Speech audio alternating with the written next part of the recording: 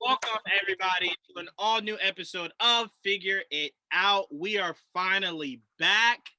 Trust me, it's well worth the wait. We got a lot to break down. I'm your host, Juwaan, and obviously you guys see everybody is here. Starting off with Jaydee. What's going on, Jaydee? What's going on, everybody out there in Streamland? How you doing tonight? I've missed the sound of that. What's going on, Pete?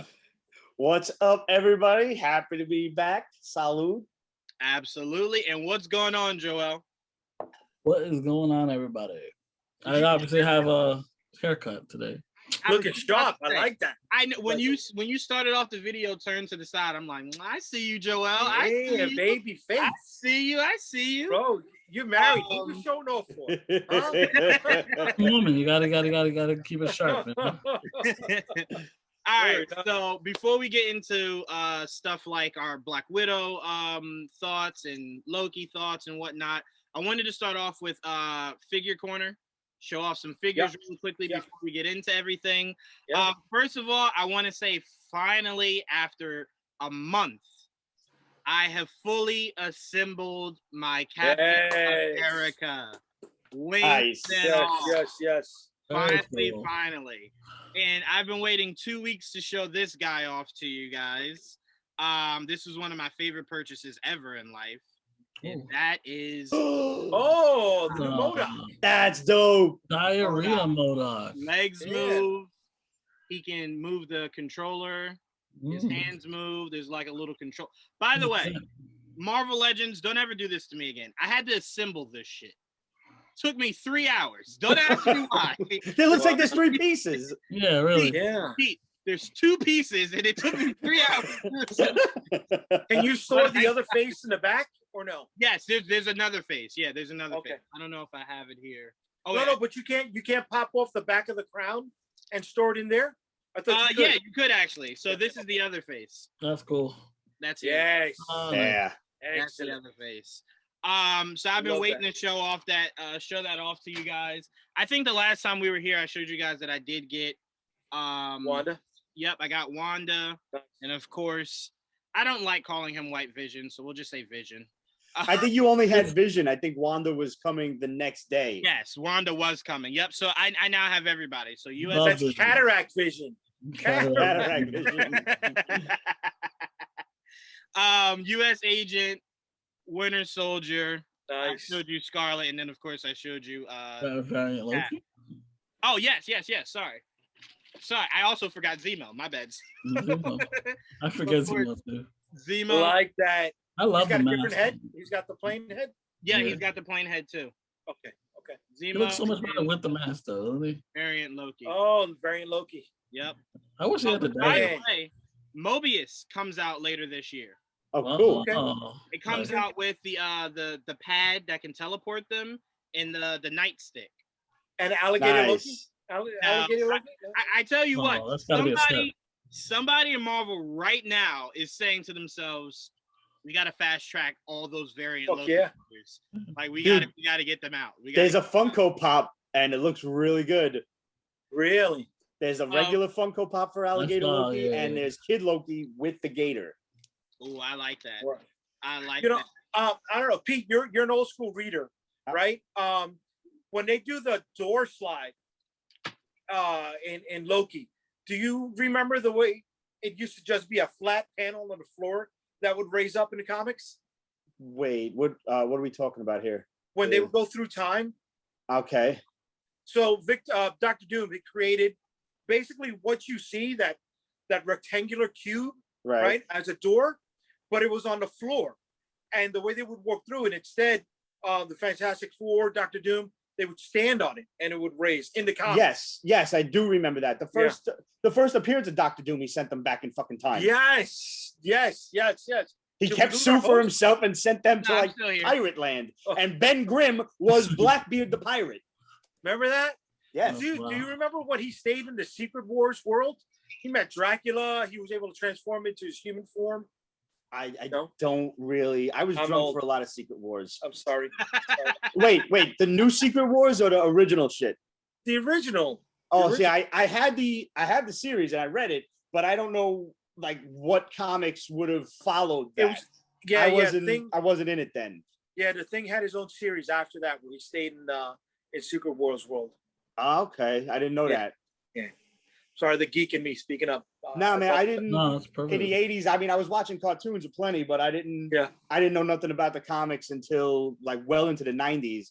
When not well into the 90s, like 91 during the Jim Lee X-Men era, and I had just missed the Todd McFarlane era of Spider-Man. I had to backtrack for that, and Eric Larson was my first Spider-Man artist. So that was like when I got into everything. And you know what? Here's a funny little quick story.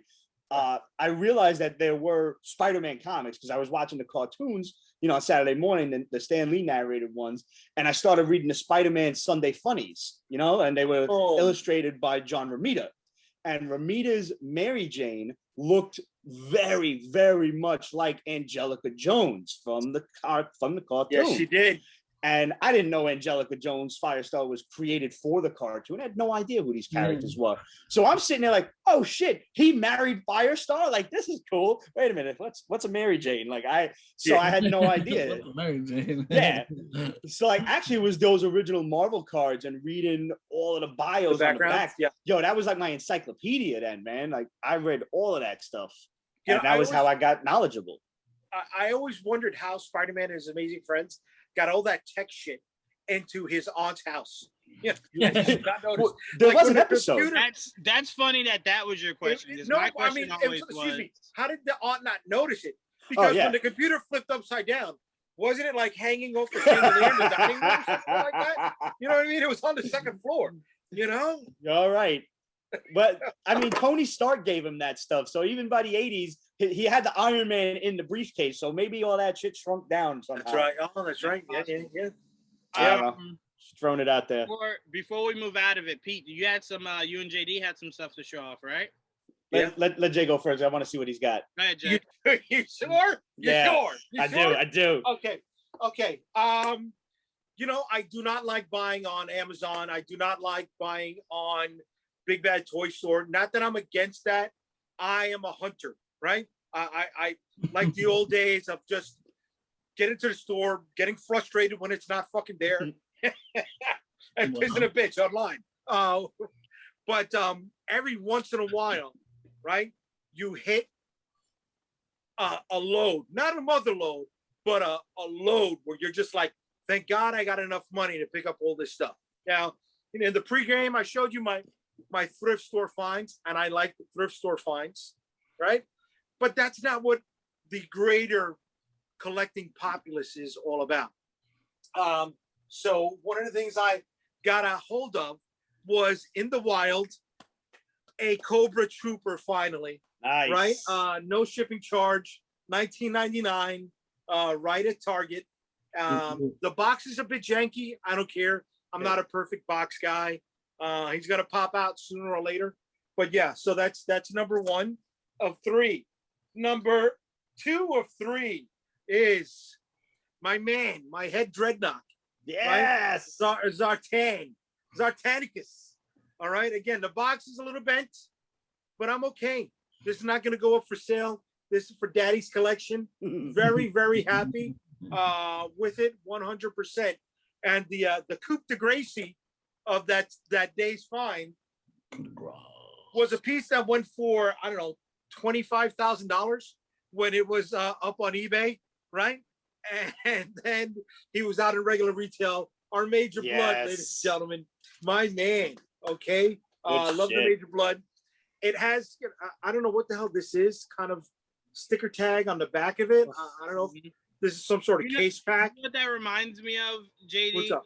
Some people just don't, like, some retailers don't understand the importance of a box or a case, because GameStop will slap a used sticker on the back of your game that you might want to showcase the case for. And when you go to peel it off, it has the white remnants just yeah. Why would you put it there? Open the box and put it inside that shit. Don't put it on the outside of it. I would rather you take like a one of the tag guns and put a pinhole through the fucking thing with a little plastic tag, then put that abominable sticker on it. Yeah, I hate it. I hate it. So I don't know why on the why front the hell and the back, and it's like I see. I guess when they sent this to the store, it didn't come in a case pack of 12 or 15. I think these were in the individual totes, broken down at the warehouse or something like that, before it went to the individual store. But whatever. I got major blood, and you guys know I was dead on the classified line. I was like, I'm never gonna jump on it again, right? Seeing everybody did the pre-order for Snake Eyes with Timber, it was like I passed on it. Still missing Beachhead, still missing Baroness, but finding these three, I'm like, yeah. You really are against like ordering them because Target's got I ordered them. They're all like in stock online. Baroness is there, Viper, the Cobra Trooper. Yeah, I wound up ordering them. Funny enough, they actually all came with like red, barcode stickers. They were easy to peel off, and they did not leave any glue remnants, which was great. Even the Viper, or no? Viper's not here yet. Viper's on pre-order. It'll be here next month. But I got my Beachhead, I got my Cobra Trooper, and I got my Baroness. That Cobra Trooper, by the way. No, Baroness is on pre-order. I'm sorry. Amazing.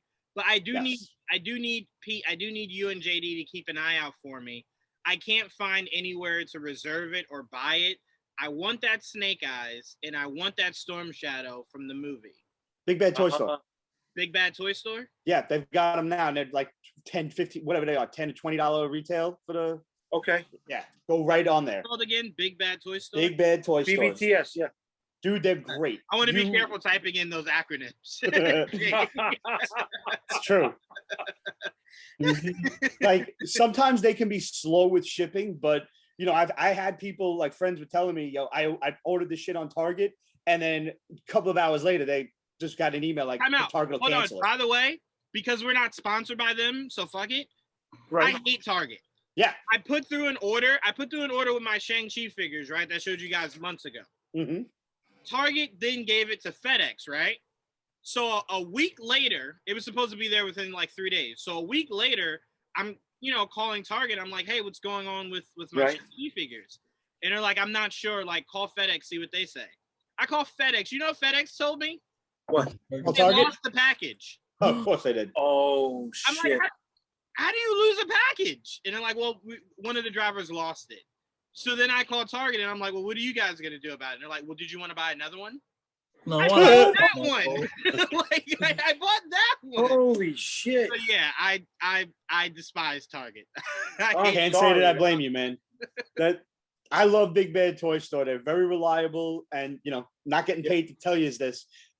They can be very slow when it comes to like the pre-orders. They are not the first people to get this shit, but on the other hand, you will get your pre-order. Like it won't be canceled on you, which is great. I got shit. They at it here. They were a family business. You know that, right? They're family. I did not know that. Oh, that's great. I got all of the Seekers on pre-order, all the new ones, MP52, 52A, B, C, Starscream, Thundercracker, and Skywarp. Nice. Wait, but originally there was 4 Seekers, right? There's actually 5 or 6. There's also Dirge, Thrust, and no, but those are the 3. The Coneheads. Coneheads, yeah. Right. But there's 4 of them, wasn't there? I think you're thinking of Acid Storm and Sunstorm. I don't know where they fit in the mythology. Okay. I know they made them and they use like the same mold. One is like a really neon green and one's like a bright ass yellow. Yes. I don't know where they fit in like mythology, if they were in the original or what. Who knows? Okay.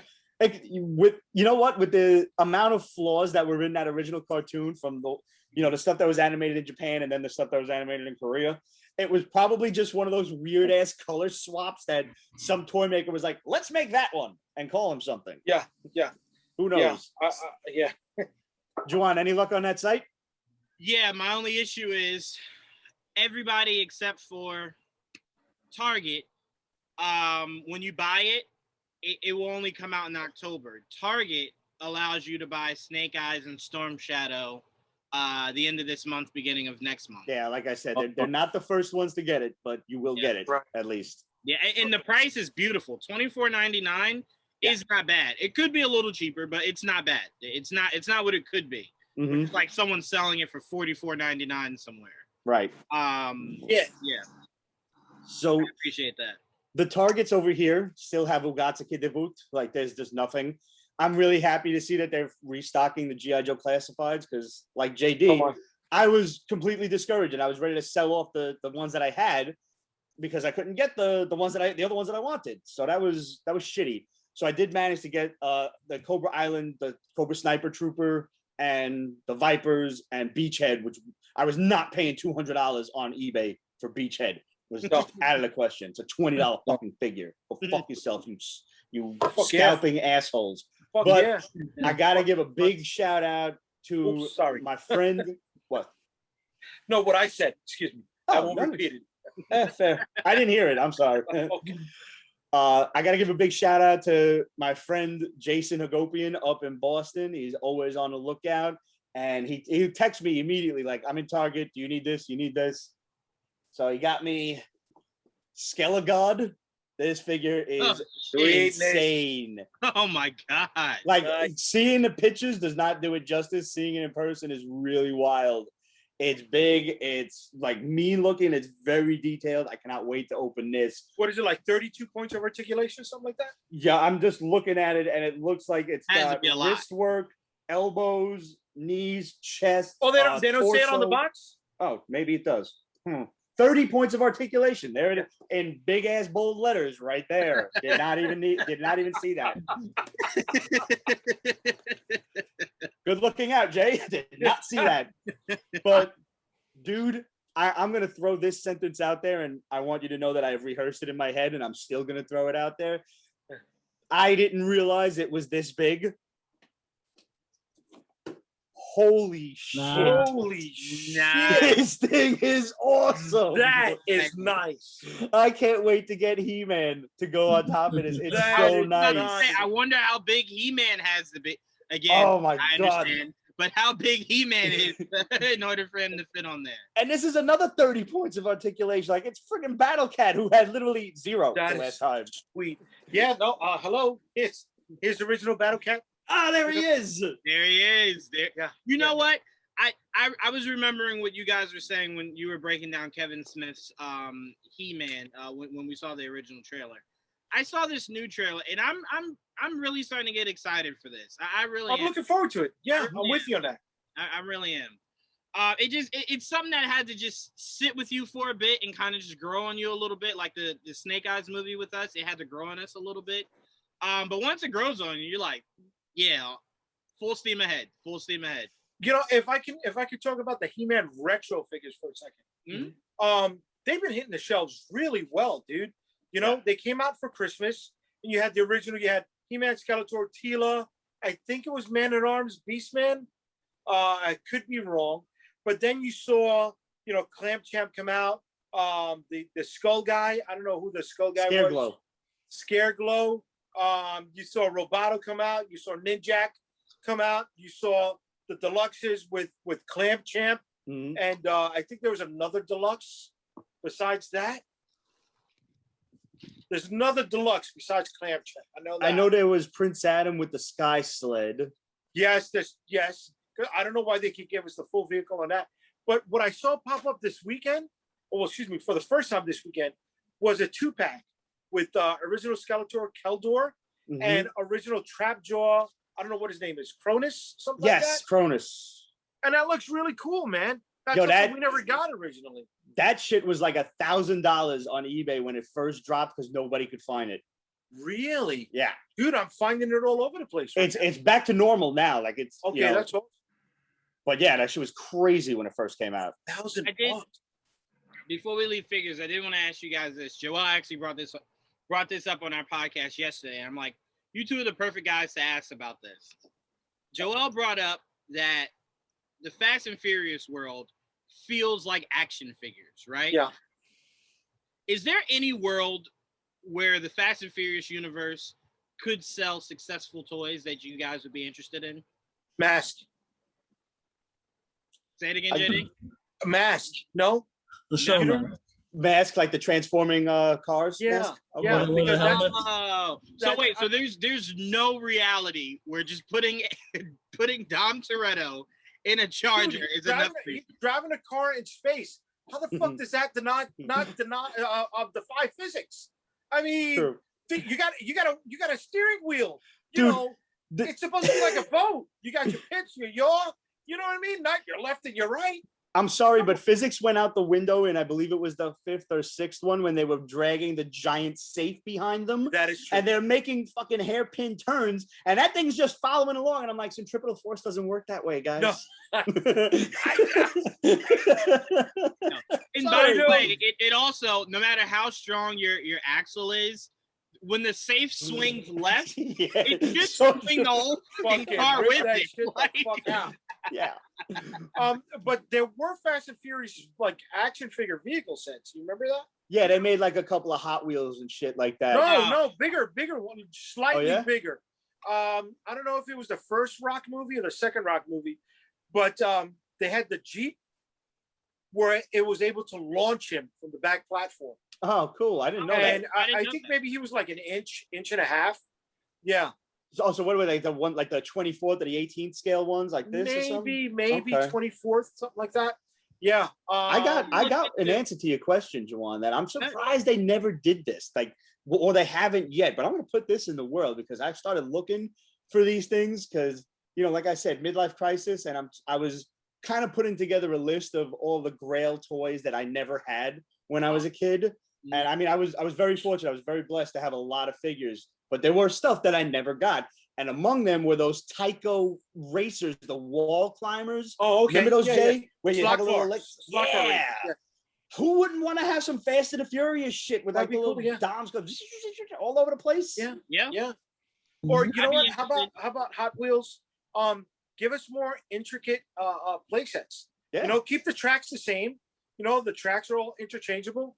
But like when I was a kid, I remember when they would pass the checkpoint, you'd be able to pull down on the lever and kick them with a little bit more speed. Yeah. So have those connector units tie into some sort of movie. Something they were like little rollers or something. Yeah, right? Yeah, man. They had the launcher too. You hit the thing and just shot it out, dude.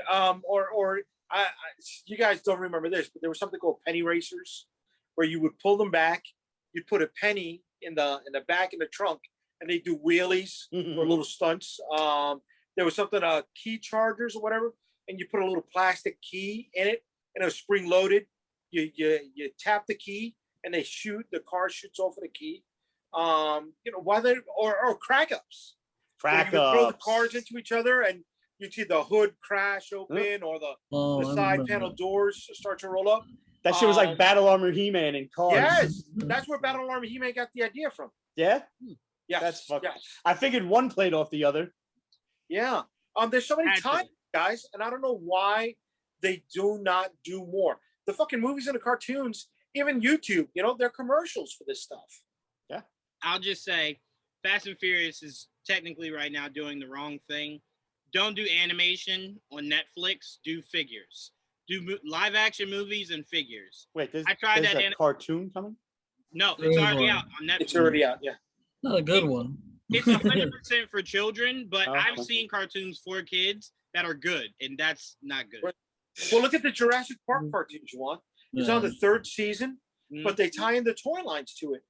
And, not that it's an evergreen line like Ninja Turtles, but, they're playing off of each other, and that fucking works well. I don't know if you've seen the Brontosaurus. It's bigger than that Thundercat. You know what I mean? It's like it's huge, man. Because I know that they have I know that they were doing the figures of the Chris Pratt Jurassic World line. Yeah, 3.7. They still do, dude. Yeah, but they keep it tied in with the cartoon that's on Netflix. Interesting. Yeah. I like it. Well, we showed you guys a whole bunch of figures to live up to our name, Figure It Out. So don't ever question us about whether or not we have figures on. Yeah. But yeah, I got 2 new figures myself. Hello. Why are you sleeping on? I never know. I never know. I got 2 little stress balls. They're cool. Wait, put him back up. Let me see. Spider-Man stress ball and Batman stress ball. Oh, very nice. I'll tell you guys this. I podcasted with Joel yesterday, and I know he was just like, oh my God. I know you were using those stress balls yesterday, Joel, for sure. No stress. Was Juwaan coming up with new theories?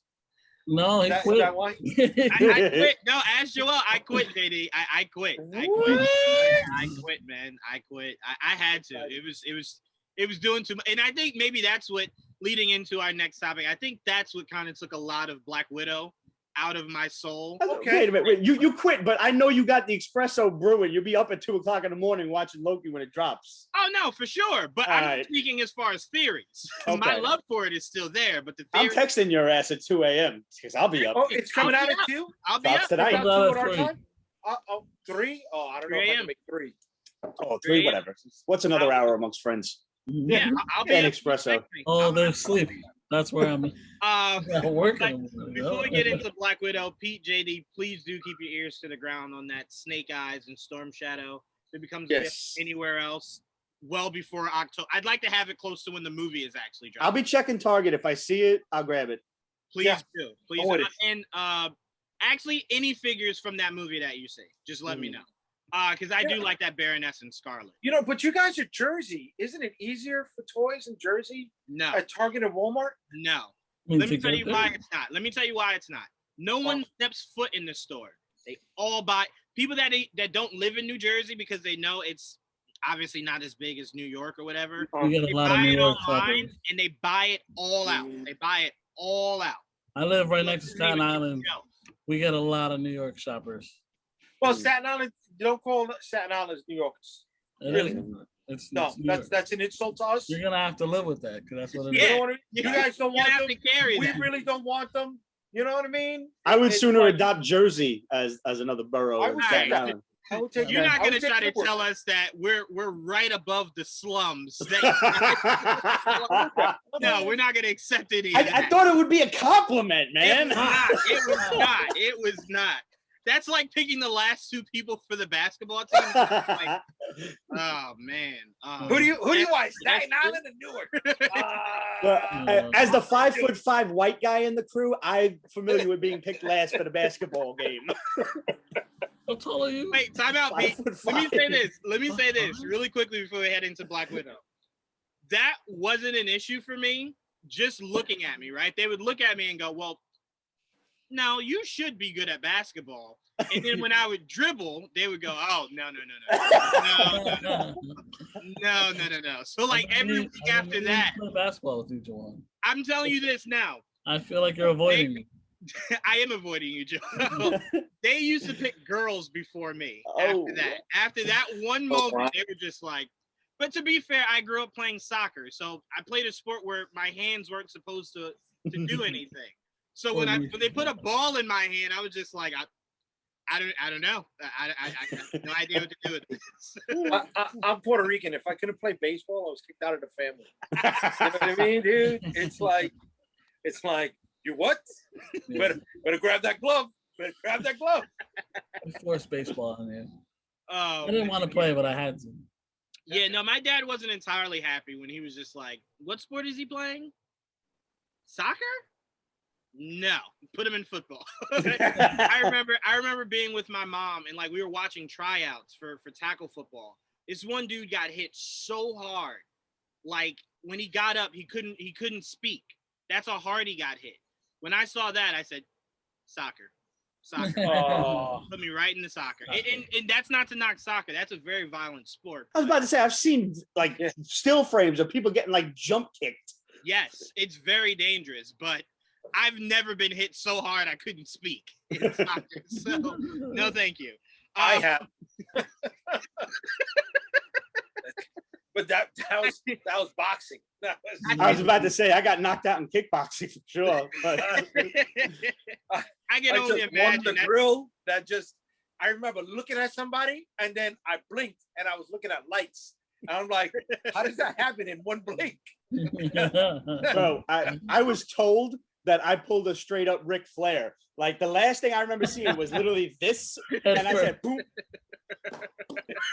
Down.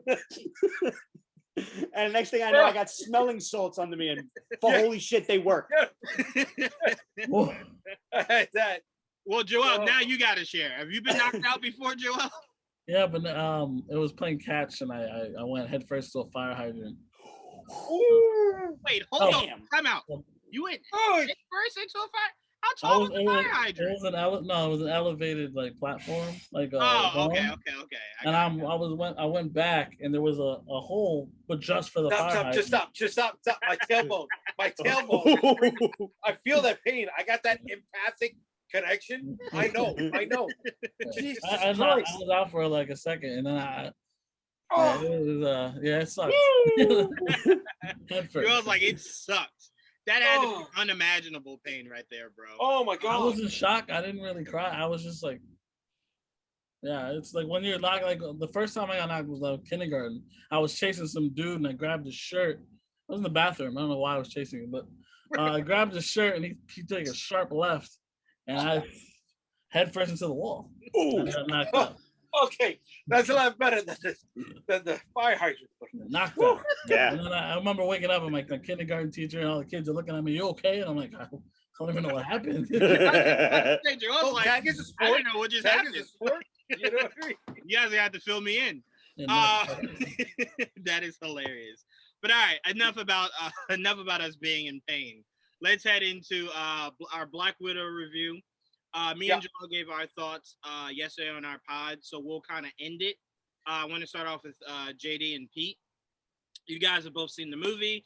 Jaydee, I'll start off with you, man. How much did you enjoy Black Widow? I liked it. She gets an 8 out of 10 for me. Solid storytelling. It was entertaining. You know, I saw the reveal. Once, you know, they kept, I don't want to spoil it, but I saw the reveal when they were mentioning what she did in Budapest. I like how they tied in, you know, why she was looking, what she looked like in Infinity War, from, you know, the quick pan to the hair dye, you know, to the sister talking about, you know, her pouch vest, stuff like that. God damn! I mean, I'm calling him Hopper, but David Harbour. He stole that movie for me, bro. He stole that movie for me. You know, I finished the movie speaking with Russian accent. I like, you know, just the way he speaks. It appeals to me. I felt it. You know, I was definitely into it. I will definitely say wherever David Harbour went to learn that is where what's his name from Iron Man 2 should have went. I agree with you. Rourke should have followed David Harbour to wherever he went. I must tell you that is something that is learned, something you grew up with. David Harbour is a New Yorker. And if you know New York, you know Coney Island is all Russian people. So he grew up listening to it. It's not something you're taught in class or anything like that. I did find it very interesting before you finish, Jaydee, that Yelena called him something that technically was kind of mashed into one in Iron Man 2. She meant it as an insult? No, she did, but it did get me thinking, is it possible someone did create a look of that character? That, you know, like after he passed, maybe someone actually designed their own that's more... Well, it's funny because that's who Whiplash was in Iron Man 2. When he put the armor on. Right. Yeah, that's what I'm saying. Yeah. You know, to get that. Very much makeshift. So yeah, he hit. I felt Rachel Weisz was flat. Sorry, she was flat for me. As much as I like Florence Pugh, Pugh, I'm sorry, Pugh. I really liked her. She lost her accent a few times. It's weird. She went from not even British accent to like American accent a few times, and I'm just like, come on, come on. You got to do a little bit better than that. It's okay. You guys are used to it. It's called Scarlet Witch. It's okay. It's okay. I'm a fan of Ray Winstone whenever he's in it. Or you know, this case, the Marvel Harvey Weinstein. Yeah. Yeah. Wow. that close talking shit, that gave me the creeps.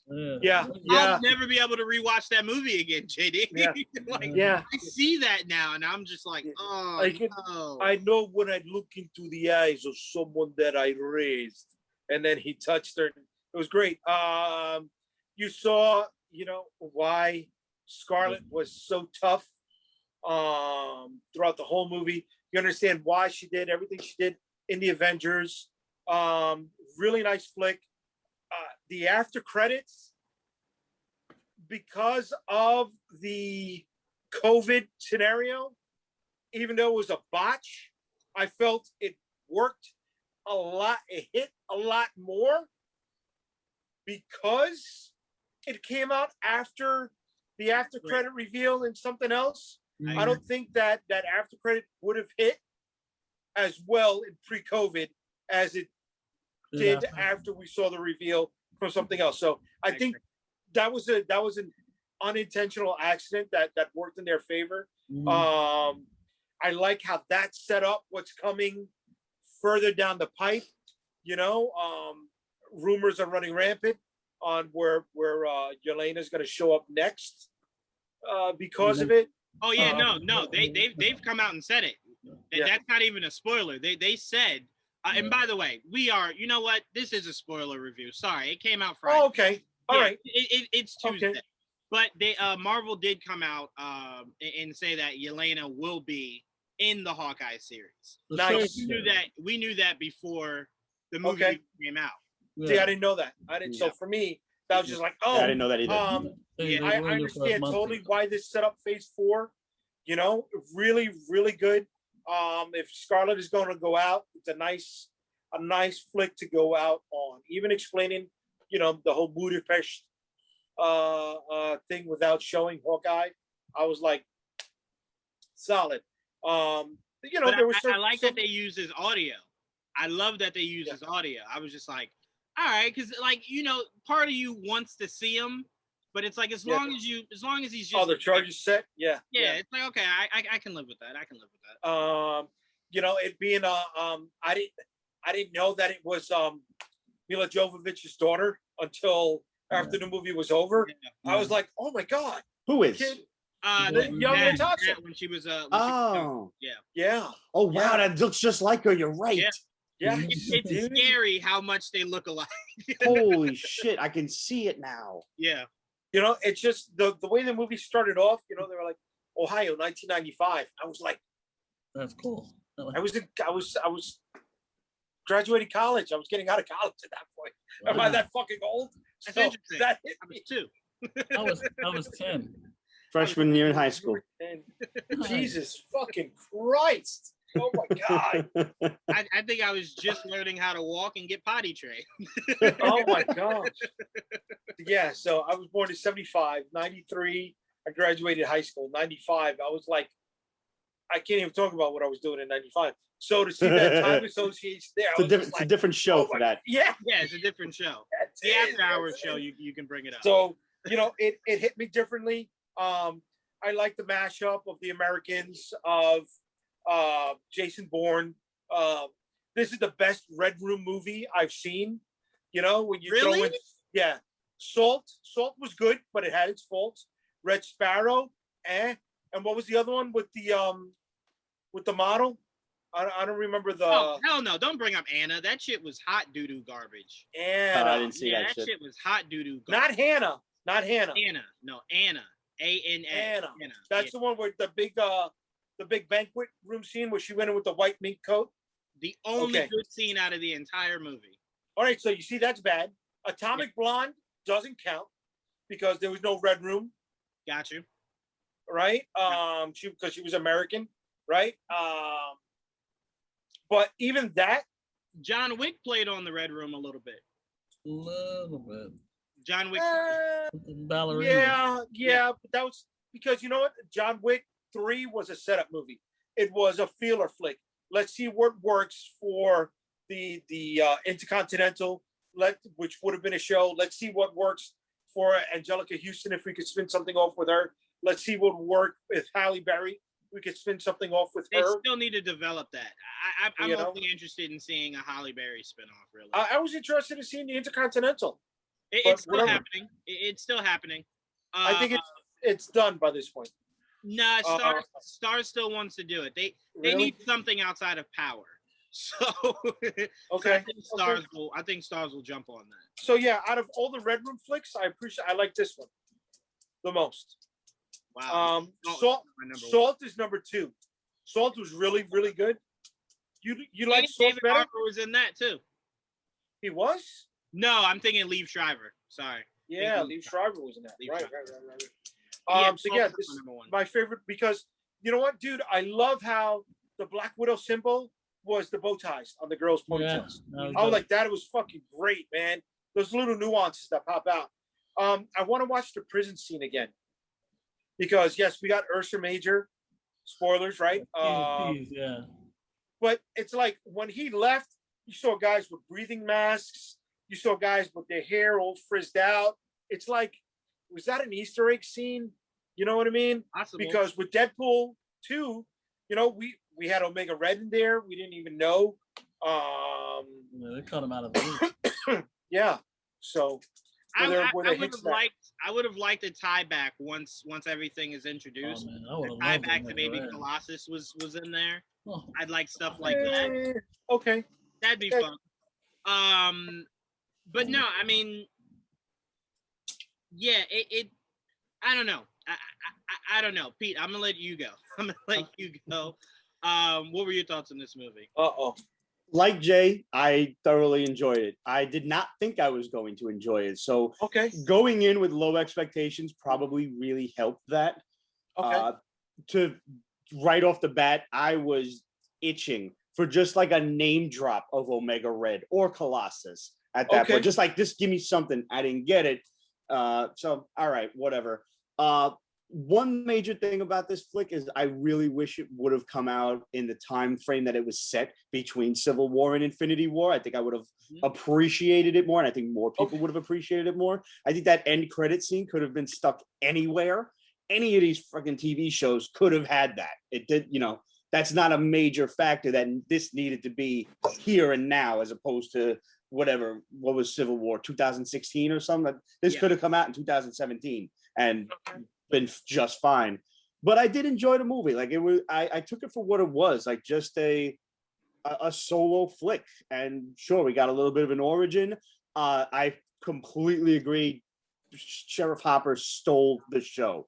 Once he showed up, and just like you, like, I'm hearing his accent in my head, and he's just so fantastic in everything he does. And like when he was like, both of you have killed more people, I'm so proud of you.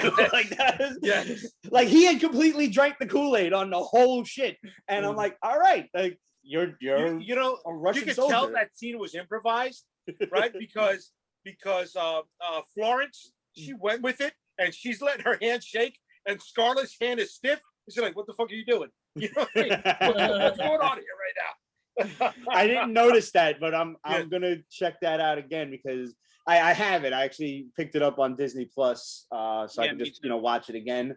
I swore I wasn't gonna, but I'm like, screw it, I might as well. But yeah, I had fun with it. It completely endeared me to Florence Pugh. I've never seen her before, so but listening to that Russian accent, I'm like, you're extra cute with that accent. I'm not gonna lie. She is. Yes, she is. Catch Wrestling with My Family. Good movie. Yes. Yep. Okay. Oh, Wrestling with My Family. Yeah. I thought you meant like you caught wrestling with your family the other day. And then I remembered, oh wait, that's the title of a movie. What added to Florence's adorability is the Q&A she did with David Harbour and Scarlett. It's just like, oh, you're just naturally adorable. Do you have that, like, a link to that? Because I'd love to watch that. Yeah, I want to see that. Yeah, send that. Drop that in the group chat. I want that. A lot of people I saw online, there's a lot of negativity, a lot of hatred for the Taskmaster gender switch. And to me, that it fit the story. I didn't mind that. And I mean, like, we've never, correct me if I'm wrong out here, internet land, but we've never seen Taskmaster's face. We don't know who he is. Exactly. But we know he's a dude. No. We do know who Taskmaster is. We know his name. No. We know who he is because he used to work for S.H.I.E.L.D. they played off of who he is with the name of the daughter. They played off of his name for her name. But again, I'm gonna just say this to people. His name is Anthony? Yeah, it's like Antony or something like that. Something along those lines. But he used to work for S.H.I.E.L.D. Like he was an ex-S.H.I.E.L.D. agent. But this is what bothers me about people. 5 years ago, there was no one talking about Taskmaster. What really revitalized Taskmaster was him being in that Spider-Man game. Because I also think that's his best design, is the design from that Spider-Man game. So for me, people are bitching now just to bitch. My issue with Taskmaster has nothing to do with his gender. It has everything to do with Feige is very consistent on not giving a fuck about his villains. They are just there. You know what I'm saying? That is my only issue with Taskmaster, is that he had one cool moment and then Feige was just like, get them the fuck out of here. Yeah, like there was one moment where he was doing all the moves and shit and mimicking everything, and then you never saw him do that again. Right. I agree. Waste of a villain. And now she's a good guy, or she's going to be a good guy. Well, I think someone could, like, this is what me and Joel were kind of tinkering on. Thunderbolts? It's still not clear if it's Ross or if this is a long play for Norman. Because although they could just mix the two, I do want to see a Thunderbolts and I do want to see a Dark Avengers. Why? You're sleeping on Valentina. No, I think Valentina said at the end she works for someone. Okay, she wants a raise, so she's not the boss. U.S. agent was a member of the Thunderbolts. He was a shitty member of the Thunderbolts. It's when he had no legs and a prosthetic hand, and he ran the prison. Right? Ghost, who we saw in Ant-Man and the Wasp, was in their Thunderbolts. I don't think Taskmaster was in the Thunderbolts. Well, I don't expect it to be the exact team. Yeah, I mean, we could just get collect all the villains. I don't think it's going to be the exact team, and we have to remember, Ant-Man and the Wasp didn't give us Ghost and have her escape, only to never use her again. She's going to pop up somewhere in one of these bad guy teams. Right. So they're gonna twist. That's why Joel made a great point yesterday on our show. They'll probably just blend the two, because the roster will be a mix of probably what we've seen from both sides. But my only issue is, if your long play is to at some point give us Norman Osborn, I'd rather you just wait to do Dark Avengers till you get to Norman Osborn and just do Thunderbolts now, and then just do Dark Avengers later. Norman Osborn was part of the Thunderbolts. I'm sorry, Pete. No, it's okay. I just think that's too far down the line. Yeah, like, I agree. I think I'd rather see Valentina be working for like General Ross in this case, and they form the Thunderbolts, and because I think Norman's going to be a few Spidey movies down the road, let him form the Sinister Six. Yeah. I'll accept Green Goblin in place of just about anybody. I mean, we could take out he could take Hobgoblin / Craven's place. I'm okay with that. You know what? I'll tell you what. I'll agree to that if it turns out that Alfred Molina's Doc Ock is kind of just like a one and done kind of thing. But if Alfred Molina's Doc Ock is something that they want to play with later on, I always like the idea of Doc Ock being the leader of the Sinister Six. I agree with that. How would you feel if Norman was just like the guy funding the Sinister Six? Like he funded Doc Ock. Like he's the seventh Shadow member. Like the Kingpin used to. Yeah, like the Kingpin. Yeah, I'm fine with that. But all signs point to Valentina more than likely works for Ross. I just want a damn Red Hulk. Is that too much to ask? I was just about to say this, Pete. This is not me theorizing or anything like that. But Nat had pointed out twice how sick Ross has looked in Infinity War and then in this movie. In this movie, triple bypass. That's right. Right, and he does look, and not the actor himself, just the character, does look sicker here than he did in Civil War. So in my mind, I immediately started to think he could possibly be dying, and his last ditch effort is the serum, and then that's what makes him Red Hulk. Wow. I'm okay with that. Has he been hinted in the She-Hulk series or no? No, not that I know of. Well, to me, I look at it like this, Jaydee. It has not been reported, but to me, when Abomination's name was brought up in being in that, whenever you say that, I'm like, well, Ross can't be too far behind anywhere Abomination is at. You know what I'm saying? I feel like he has eyes on whatever Yablonsky is doing. There was rumors that the Red Hulk might appear in She-Hulk. I did see that. Yeah. So I mean, if that's the case, I would like to see how that team forms out. But Taskmaster will be back. But that's what I think some of my issue is with the villain use is that you get big names to get us there, and then you kind of just don't live up to what those names should be, and then you kind of tell us, well, you'll see them again later, and it's like, well, you could have just used someone else now and brought them in later when you wanted to. Like, don't waste them. And I know I told Joel this all the time, and he always tells me, who gives a fuck? But I like the Black Order, and they were used as fucking clay putties from Power Rangers. Like, you telling me one of the most powerful beings died alien style, just being shot into outer space? I didn't like that. Corvus Glaive dying with his staff. But anyone who knows Corvus Glaive knows that he can't die unless his staff is broken. It's just like stuff like that was just like. What is he, Gandalf? Yes. Who's Corvus Glaive? Ability. He's the one with the hood and the double-sided staff. With the one that pierced Vision. Yeah. Yes. Yeah. Okay. Yeah. So his ability just is he can't die unless his staff is broken. Bro, it's fiction, bro. Bro, it's fiction. They can write their way around that any way they want. They can, but I would have liked to have seen them stand a little better. Because to me, it was essentially just like, well, if the whole point was just to show how powerful Thanos was, you could have just used minions and not used the Black. I would rather you not use the Black Order at all. So that's what I'm saying. I watched this and I'm looking at Taskmaster and I'm just like, no. The reveal was cool. I don't mind it being a woman, guy, whatever you want to make it. Who killed him? Use it better. I don't remember. Say it again. Who killed him? They all died differently. Corvus Glaive. Who killed him? Shit, I want to say Falcon. Part of me believes it was Falcon. I remember he got stabbed with his own shit. Cap? I thought it was Cap. It might have been Cap. It might have been Cap. Because he was going after Vision again. He kept going after Vision. Right. I will say this. One thing Feige loves in the MCU is OPing his heroes. I'll never forget the first day I saw the trailer to Infinity War where Cap was holding Thanos' hand back. And I was just like, I don't like that. Like, I let the helicopter thing go, where he was holding the helicopter in the pad and pulling it back. It's like, oh, okay, all right. Dude, you can't do that. I can do that.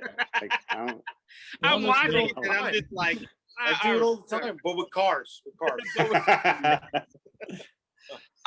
no, I don't have anything bad to say about this movie. I was telling Jaydee before you guys joined in that it kind of just felt like I think I would have preferred this movie to be about Budapest than what it was about. Mm-hmm. Like that little arc seemed way more interesting than what the actual arc of this movie was. I kept saying like Natasha being on the run and being torn between her country and SHIELD, but wanting to get out of her country. And anyone that remembers the comics remembers Hawkeye's first big mission for SHIELD was to track down Natasha. So I would have liked to have seen that snowball into. Wait, what? Yeah, that was the mission that Fury gave Hawkeye, was to track down Black Widow. The Ultimates? In the movies? No, not in the movies, no. Bro, when Black Widow first appeared, she wore fishnets. She had a beehive hairdo, and Hawkeye was her. I'm talking in the Ultimates. I'm only talking in the Ultimates. Oh, see, okay. I don't adhere to Ultimates. Ultimates was shit. I don't adhere to the original. Wait now, Ultimates was good. I still love that series. Ultimates was not fucking good, dude. You had an Ultimate. Had a lot of good moments. Right-wing Captain America. I tell you this, a lot of your Tom Holland Spider-Man is Ultimate. A lot of the movies is Ultimates. Your Chris Hemsworth Thor right now, today, that's Ultimate Thor. That's not your traditional Thor. It's a melding of. They're all melding. They're all melting pot of all. I understand Nick Fury is Ultimate. Yes, it's a melding of, but I did not like the Ultimate series. Yeah, I didn't like the whole Game of Thrones. with incest between Quicksilver Quicksand and Scarlet bitch. I didn't like. I didn't like that either. Yeah, that was a little too much. Yeah. And then you know what, dude? They did the Ultimates dirty when they had the big tidal wave that knocked them all out. The Blob bit off the Wasp's head, and then Giant Man bit off the Blob's head. And then I liked the thing I loved most about Ultimates was Betty was dating Freddie Prinze Jr. So tore apart Who was dating Freddie Prinze Jr.? Betty Ross. Betty Ross was dating Freddie Prinze Jr. So he tore apart half of New York because he was jealous. Yelling his name. Yelling his name. Prinze Jr. I fucking love the Ultimates. I love it so much. The first 12 issues were really good. I loved them. They were good. I have to admit, I loved them. I will say this. I never thought I would like it because I thought it was too Batman-y. But Stark having a human Jarvis is so much fucking fun. But he's always had a human Jarvis. It's only in the movies. Yeah. Oh, only in the movies he did? I told you I'm very ignorant to anything that's you not. See? You see? Let's move on from this conversation because you're pissing me off with the Ultimates. Hey, I'm just gonna fuck off with the Ultimates. Would you rather me sit here and lie? All right, before I pass it to you, Joel, I do want to speak on what Jaydee just added in the group chat of a fan-made Thunderbolts of Ghost Rider, Deadpool, what a hodgepodge. Punisher, Red Hulk, Punisher, Ghost, Zemo, Taskmaster, and Justin Hammer.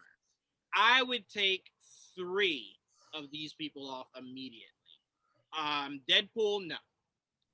Ghost Rider, no. Ghost Rider, no. And Punisher, no. I don't think we need Justin Hammer anywhere again, personally. I'm going to be honest. I love Sam Rockwell. Yeah. So, I'm a big Sam Rockwell fan. I can't argue. I love Sam Rockwell. Yeah, that dance, I love him too. That dance right before the event at the end of the movie, that shit is hilarious. See, that dance for me goes back to Charlie's Angels. He saved Charlie's Angels for me. Wait, hold on. You went into Charlie's Angels expecting good acting when you could just look at 3 of the hottest women at that time? I wasn't expecting good acting. Oh, I was good. I went going to see a popcorn saved it, and I'm like, to me, Charlie's Angels being a good movie is just the 3 of them looking. No, the turn of Sam Rockwell for me during Charlie's Angels, I was like, oh my god, this is so good. I don't remember anything about Charlie's Angels except for one really stupid line. The Chad is great. That is all I fucking remember. What's funny? I hated him. I hate him too. But why am I cursed with remembering that? I only remember one thing from Charlie's Angels, and it's them coming out of the statues butt-ass naked. Only thing I remember. I remember the girls, and that's it. You know, Cameron Diaz never really did it for me. What? Yeah. Never seen The Mask? I was about to say The Mask. Yeah. I don't think there was anyone in that decade hotter than Mask. Cameron Diaz in The Mask was ridiculous. Come on, that was. I'm sorry, I was a Lucy Liu fan. Yeah, she never did it for me. She did it for me in Kill Bill. It was the subtleties that I thought were hot. Now she Alyssa, did it for me in Payback with Mel Gibson. Payback was good. Okay. Alyssa though. Alyssa. But I will not let you slander The Mask Cameron Diaz. That was just like the height of everything.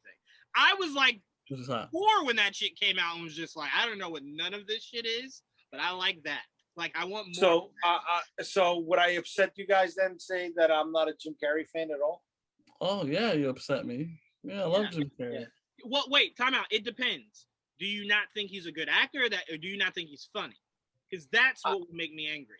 I don't think he's funny. That's what pisses me off. Okay. I think it's lowbrow humor. I didn't like Ace Ventura. I'd rather watch Adam Sandler than watch. I like both of them. I love Adam Sandler. I'm brain dead though. I thought it was Alyssa Milano. It was friggin' Drew Barrymore. Drew Barrymore. I'm gone. I love I'm Alyssa sorry, Milano. JD. I'm whooping my own ass. That to me is iconic. That's that was Liar Liar, wasn't it? Yep, Liar Liar. Yep. Yeah. The only movie that I liked was him with the not Step Brothers. Oh Jesus Christ! Oh, Dumb and Dumber. Really? That's a great flick. Dumb when he was on the scooter with what's his name? Dude, that one line stands out to me forever because I'm a 70s kid and John Denver was everywhere in this fucking 70s.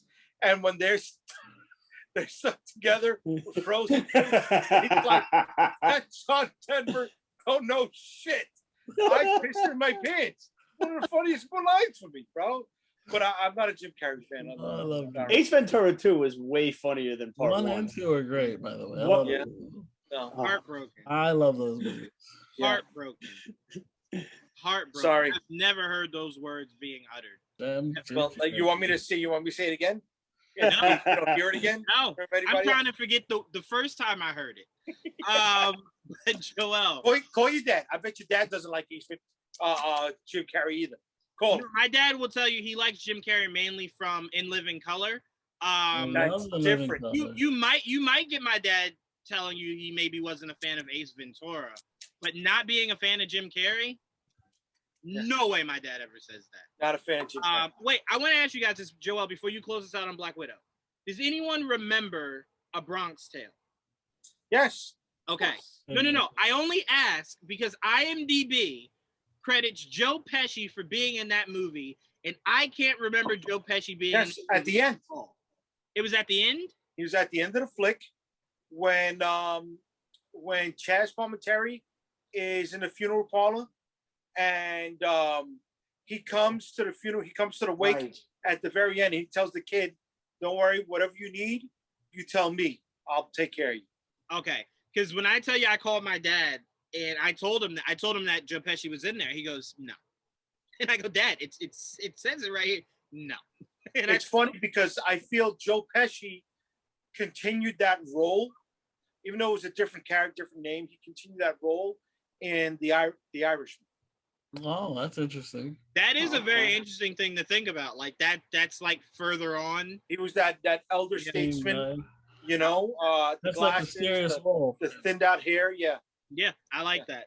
All right, so thank you, Jaydee, because that was causing a ruckus in my household of no, Joe Pesci was not in that movie, and then it had me going, maybe he wasn't. All right, so I can take that information and tell everyone to go F themselves. Thank you. Wow, that's wrong. Joel, close this out on Black Widow. What were your thoughts? I like everybody. I enjoyed it. I enjoyed it a lot. I had a lot of good action. I like I told you yesterday. I like the chemistry between the actors. I loved Florence Pugh, I think, and David Harbour stole the show for me. And those are the characters I went in looking for because, like, as much as I enjoyed the Black Widow character, I'm looking forward to seeing the side characters I've never seen before. They intrigue me a little more. So I want to see that in something new in something old, basically, right? So I love the way it started with the whole the Americans feel. I was telling you that yesterday too, because I love that they use that as an origin for her. I'm like, cool. Never thought of that. That is really, really interesting. Way to go about it. Obviously, Red Guardian in jail was master class because and now we know what the shrinking the small Red Guardian is in your toy. Yeah, it's a little fucking toy he gets in the jail. Right. I'm like, what By the way, was hilarious when he's telling the story about him and Captain America, and the guy's just like, he was frozen by then, and he's just like, see, arm break. All right, 616 Marvel, not the Ultimates Marvel. We knew there were, I think, 3 or 4 different Captain Americas. And I was thinking about that. Time. Yes. Yeah. Not just DC, not the Elijah Bradley. Elijah Bradley's the grandson. Isaiah Bradley. Isaiah, could have been Isaiah, right? No, that was the 50s. But that was a new concept. That came out in the 2000s, right? We had one Captain America who the super soldier turned him into a racist bigot, and he became the grand dictator, so the head of the Marvel KKK. So that was one Captain America. Another Captain America was the Spirit of 76. Mm-hmm. So this Captain America rode around with that old, oh my God, that colonial American hat, you know, that had the 3 points, and he had stars in a circle on his chest. Another Captain America was the Patriot prior to the Super Patriot. And then there was one more Captain America. There was one more. Oh, okay. No, that was it. That was the 3 Captain Americans. The Patriot, the Spirit of 76, and the guy who became the Grand Dictator. Those were the 3 people that became Cap prior to Cap coming out of the ice. I will say David Harbour is pitching like a prequel of him and Steve Rogers. I don't really need to see that. I would rather just see him in Captain America 4 if he's going to go up against a Captain America. But his other pitch is way more intriguing. What is it? Is that Yelena enlists his help to go kill Hawkeye. Okay. It's the 2 of them trying to kill Hawkeye. Because ultimately, I just want to see, because I really don't want to see Clint and Yelena fight. I want the New Age versus the New Age. I want Yelena. You're definitely going to get that. Bishop. Right. But I do want Hawkeye to showcase how fucking beastly he is and have him take on the Red Guardian while Yelena is going against Kate Bishop. But again, I think that show has an actual villain. I think Yelena will be a means to an end within it, but there's an actual. I don't think that's a fight. Yelena versus Kate Bishop. I think Yelena will take her the fuck out. Yeah, I think so too. You got rookie versus veteran, because when she showed up in that after credits, she's been doing work for a while. On her own for a minute. Kate's still learning. I'm like, I don't know how trained Kate is at this point either. Right. See, now if you do the Young Avengers with the Kid Loki, with why do we always bring up Kid Loki? Like he was a big Young Avenger. Like you're not into the Kid Loki thing? I don't understand. I just don't understand why people bring him up. There's so many other characters. Okay. Well, I mainly side with Joel purely for the idea of I was done with everything Loki a long time ago. So I'm like, just giving him more placement in different places will continue to block people of accepting whoever the next person is that's supposed to take the spot that Loki has had in the MCU for over a decade. Okay. You got to start to weed him out. And there's so many characters already. Kids? You got the grandson, Elijah Bradley. You got Kate Bishop. You got Wanda's twins. Right, the twins. Right. You have Scott's daughter. Right. Who else? You could use Riri if you wanted to. America Chavez. No, get Riri out. She hasn't showed up anywhere yet. She hasn't. Well, because for that they announced that I say, we could get Iron Lad from the supposed Kang. But we know we're getting Riri. They announced. We know we're getting Riri. I mean, America Chavez was only mentioned. Was just announced she's going to be in Doctor Strange. We haven't gotten her yet either. Right. Well, and then you're going to get the Ms. Marvel. You're going to get Ms. Marvel too. Yes. But she's not out yet. Yep. Yeah, Ms. Marvel. America Chavez. You're going to have Riri Williams. You're going to have. It's a packed roster without having. You need young Loki. Yeah. You don't need child Loki. You don't need it. People, to me, a lot of people. The kid is coming. Watch. A lot of people that want to continue the Loki, and it's just like we got to at some point cut the umbilical cord of Loki. I just don't see the need for, at least not now. Like there's so many young characters coming already. I'll also add, it's unnecessary if you're gonna have adult Loki, and you're giving me. And I have no doubt we're gonna get Hulkling too. Now, but where? Who? Because Hulkling was Captain Marvel's son. Right. We never got a male Captain Marvel. I think we'll get a Secret Invasion. If you could swap it, it could have been like a guy scroll. You know what I mean? Okay. You know what I mean? Okay. It could be Clerk, right? It could be the Super. All right. How about this? How about forget the Young Avengers? Give me the New Warriors. Show me the pilot. Show me the pilot. I wish I got to see the pilot. I really wish they went through with that, but obviously because with everything that get canceled, it was too comedy. I would love to see the pilot. Yeah. Right. I just saw Anya Vanderchuk in a movie We're Werewolves or something. Werewolves, and I'm just like, man, this chick should be leading her own vehicle, man. She is a hottie. She is. You know, I mean, she's got acting chops. Yeah, that whole cast would have been interesting, but I just like right now, Young Avengers is basically going to be Young Avengers Champions type of connection. Okay. Right. Because that's what it seems like they're doing. Because there's Riri is one of the champions. Ms. Marvel's one of the champions. If they introduce Miles, stuff like that. Did we mention Nova, Samek, huh? Did we mention Kate Bishop? I feel like we didn't. Yeah, he said a Kate. Okay. I wasn't sure. That's who I'm waiting for. That character is my Marvel's version of Jaime. That's all I'm waiting for. As soon as I get that's the thing. I'm complete. All right, we were talking about the pregame. The differences between Riri and Moon Girl, right? They both came out at the same time. They're both the two most intelligent females in the Marvel universe. Mm-hmm. I lean more towards Moon Girl. Me too. Also because the artist on Moon Girl, Aletha Martinez, I know her. You know what I mean? She's the most accredited female artist of all time. And she is also the one that, drew me in the video of Make You a Marvel Hero. So, so Moon Girl is more my time. If you threw Moon Girl in there, I'm like, yes. I think we're gonna get a Moon Girl cartoon, like animated too. Okay. I don't mind seeing her because she's an Inhuman.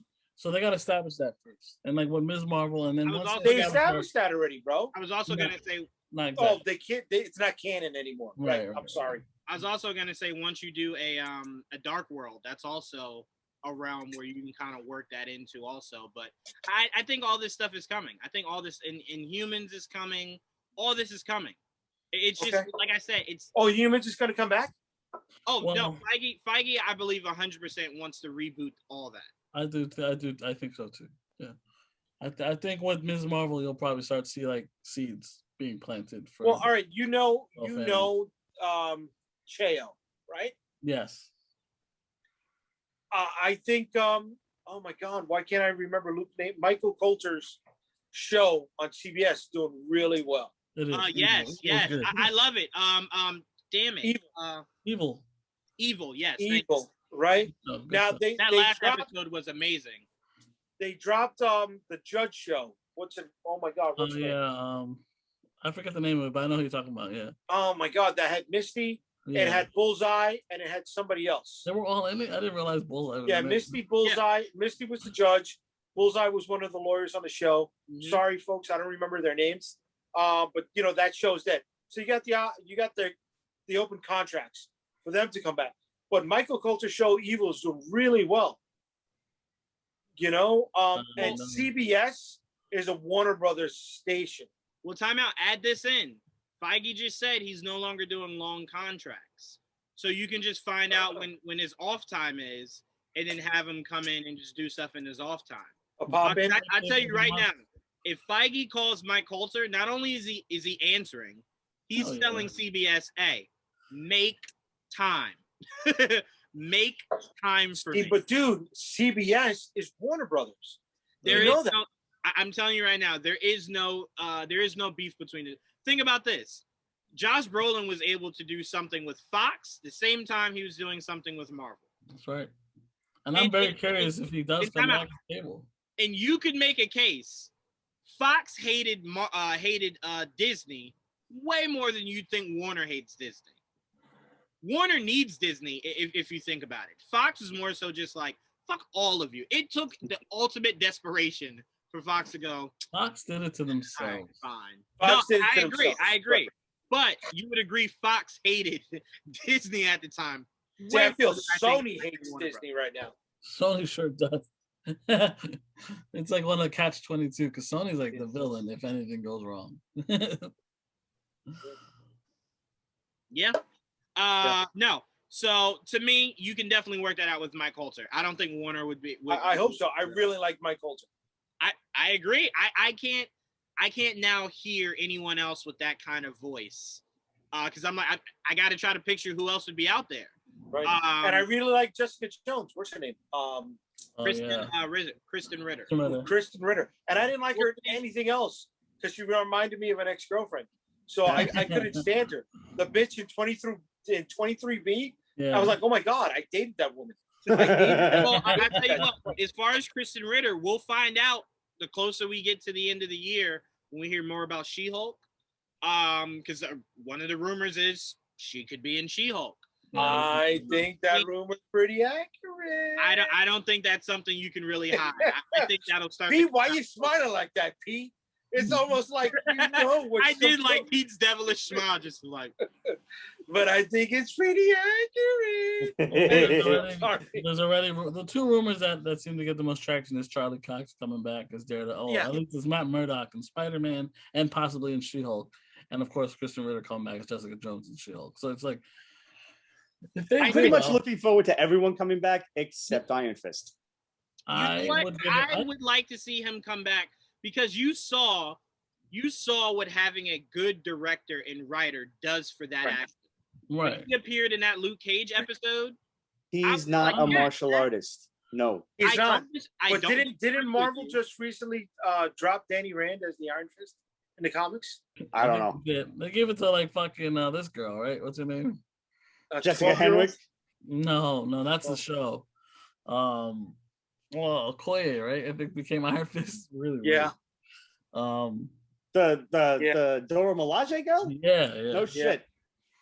I don't know how that's. No, excuse me. They gave it to her, and she put it back into the egg. So it's going into the dragon.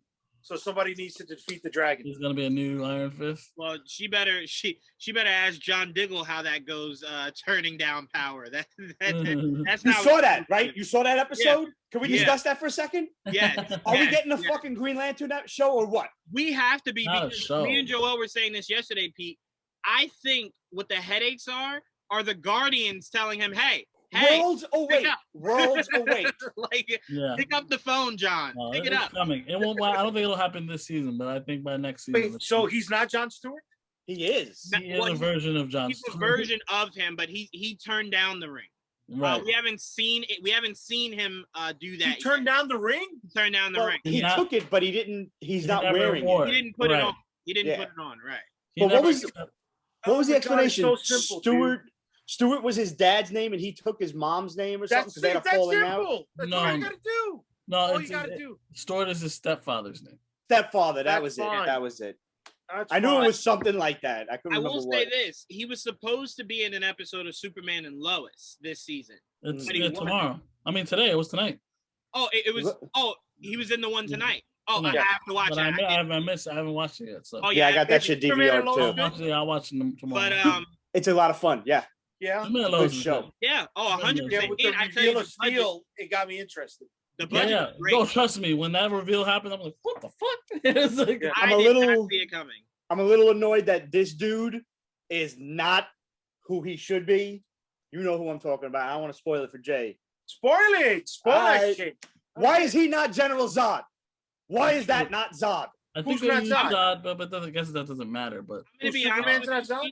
There's another Kryptonian running around, and he's perfect for a TV Zod, and he's not Zod. Right. Okay.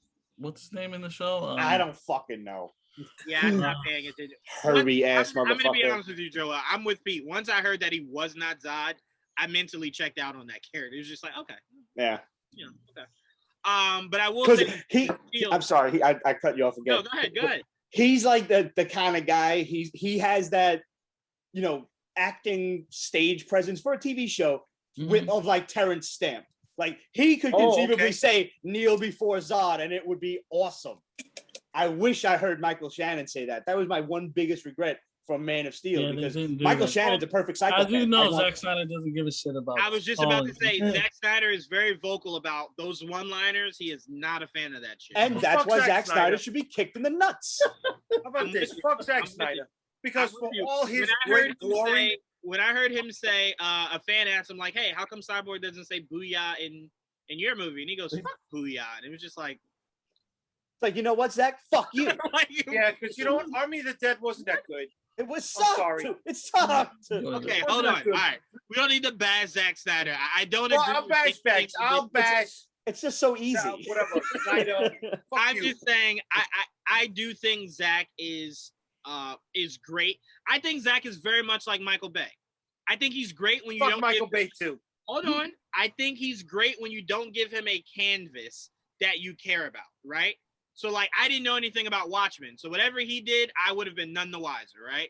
So I'm like, okay, all right, no problem. Wait. No, because Bad Boys never was read shitty. Watchmen? Huh? You've never read Watchmen? No. When that came out, at the time, I hadn't read anything Watchmen. So I was none the wiser. So I'm like, okay, whatever he did. But to me, I agree. Like his movie Watchmen gets a lot of flack. I thought it was fantastic. I agree. So when you see something like Michael Bay doing Transformers, he clearly didn't care about anything we grew up on, right? I couldn't stand Transformers. Exactly. I think Zach is the same way. But when you look at a lot of Michael Bay's original content, they're good. I'm not saying they're the greatest things ever, but they're good. Give me something. Give me something. Battleship. Bad Boys 2. Love Battleship. You liked Battleship? Loved it. It was not bad. It was nice. Honestly, no, I swear to God, I almost friggin' teared up when them old dudes are coming down the gangplank to pilot the Missouri. I lost that. That was fantastic. Having so many like family members in the Navy, like that. I don't know. That was just fantastic for me. And I called it. Eldridge showing up in Loki. No, that's because I'm a conspiracy theorist, and the Eldritch was part of the Philadelphia experiment. I lost my shit when I saw that. Yes. Oh, Did you ever see the movie with Michael Pare? Of course I have. I have studied it immensely for the last 20 years. The two of them are looking at us like, who the fuck is Michael Pare? I didn't know. I was just gonna move on from that. Okay, any of the cruisers. Just watch any of the cruisers. But I did want to say, I forgot to mention this before. One of the things that did tear me up from Black Widow was when she goes, "You only care about your old war stories," and then he starts singing the American Pie song, and like that lets her know, like, "Oh, damn, he did give a shit." Like, okay, all right. Yeah. I thought it was funny that she called her out. Florence called her out with, "You're such a poser." Yes. Jaydee, hold on, time out. What was even funnier was when she did it and then went, "Ugh." Oh, it was disgusting. Yeah. Yes. But also, I did want to mention this. Me and Joel, Joel brought me up on this, but I knew who the character was already. But apparently, in Melena's like little case was the Iron Maiden mask, because that's who her character is in the comics. Wait, Yelena or the Milena? Milena. The mom. Okay. Milena. So I mean, I don't know who Iron Maiden is. She's a villain.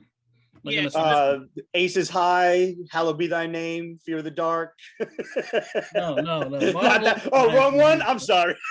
There's no guitars involved in this one. No. But no. I immediately, like, how like everyone's first instinct was like, oh, Melina's doing this for her family. She's screwing over the Red Room to preserve her family. I took it as she's looking to eliminate the power so she can fill the vacuum. So that's what I took it as. Conspiracy theory. No. Only because I'm assuming she's gonna live up to being Iron Maiden. I assume. I would like that to be a Disney show. The two of them leading the Black Widows that are freed. I wouldn't mind if it's a prequel show of Melina and Red Guardian. She's a sweet fox. He's such a teddy bear. I love him. By the way, there was this whole trend going on Twitter of knocking Black Widow because it was fat shaming. From when who did it fat shame? That was a long time ago. They still doing that? They were saying when David Harbour put on the suit and everyone at the table was kind of just like, you look fat. It's like, all right. Here's the funny thing about hating on that. I don't know anyone in this world that had a problem when we stopped calling Thor and just called him Fat Thor. Okay. Hey, everyone was calling him Fat Thor. Some people, as the resident beer belly in this fucking group, let me tell you, I understand that fucking scene 100 million fucking percent. Okay, my sister got married in November. She was supposed to get married in March pre-COVID, and put it on the same fucking tuxedo that I got sized for in March. In November, I felt like David fucking Harbour put on that goddamn suit. Okay? And you know what? To add on to it, I don't think the fucking Taylor watched that shit either. So it doesn't fucking matter. But no. Thank you for picking up on the joke. You don't remember that, guys? No, when she looks at him, she's like, oh, and I never watched it. I will say that I do love the realism that the MCU does put with some of their heroes, because not everybody looks like Chris Hemsworth and Chris Evans. Oh. You know what I'm saying? Like, have more believable bodies. And then he came out happy. He goes, it still fits. Yeah. He had to hold his breath as he said that, but yeah, it's still. We saw that like whole believable body thing when Paul Rudd shook Chris Evans' hand in Civil War. He's like, "Oh my god!" Like he just feels his arms. Exactly. Like, are you right, real? Like Paul Rudd was all of us, right? Yes. Like, like, yeah. No, I'm David Harbour. I'm just 5'9", not 6'4", whatever he is. But wait, that's what cracked me up when they. By the way, that's the best promo the MCU has ever done.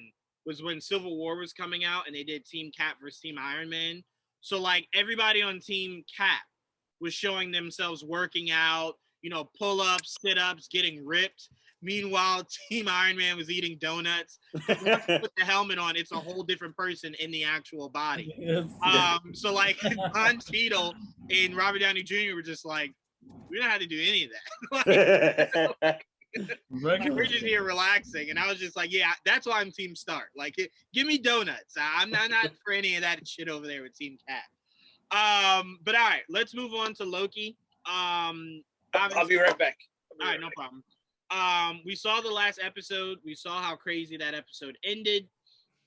So I'm going to ask you guys the same question I asked Joel last night, which is, if this villain reveal turns out to be anybody else, is there any possible way you can accept whatever outcome it is if it is not Kang? And Pete, I'll start with you. Yeah. Ramon and I actually did a review of the Loki episode where we talked about a lot of this. And it was like, I kind of said, it was like, this is going to turn out one of three ways. Either it is, in fact, going to be Kang because all roads are pointing to Kang. All the signs are there. So obviously the MCU has a nasty habit of disappointing us. But this isn't like the Mephisto thing where, us hardcore fans are like, it's going to be Mephisto. And we were just like basing that on like hope and dreams and a few little nitpicking tidbits. Right. This shit, it's really all pointing to Kang. So with that said, if it's not Kang and it turns out to be He Who Remains, and I think that's what they're going to call him no matter who it is, whether it's a version of Kang, because there's myriad. Right, that's who created them.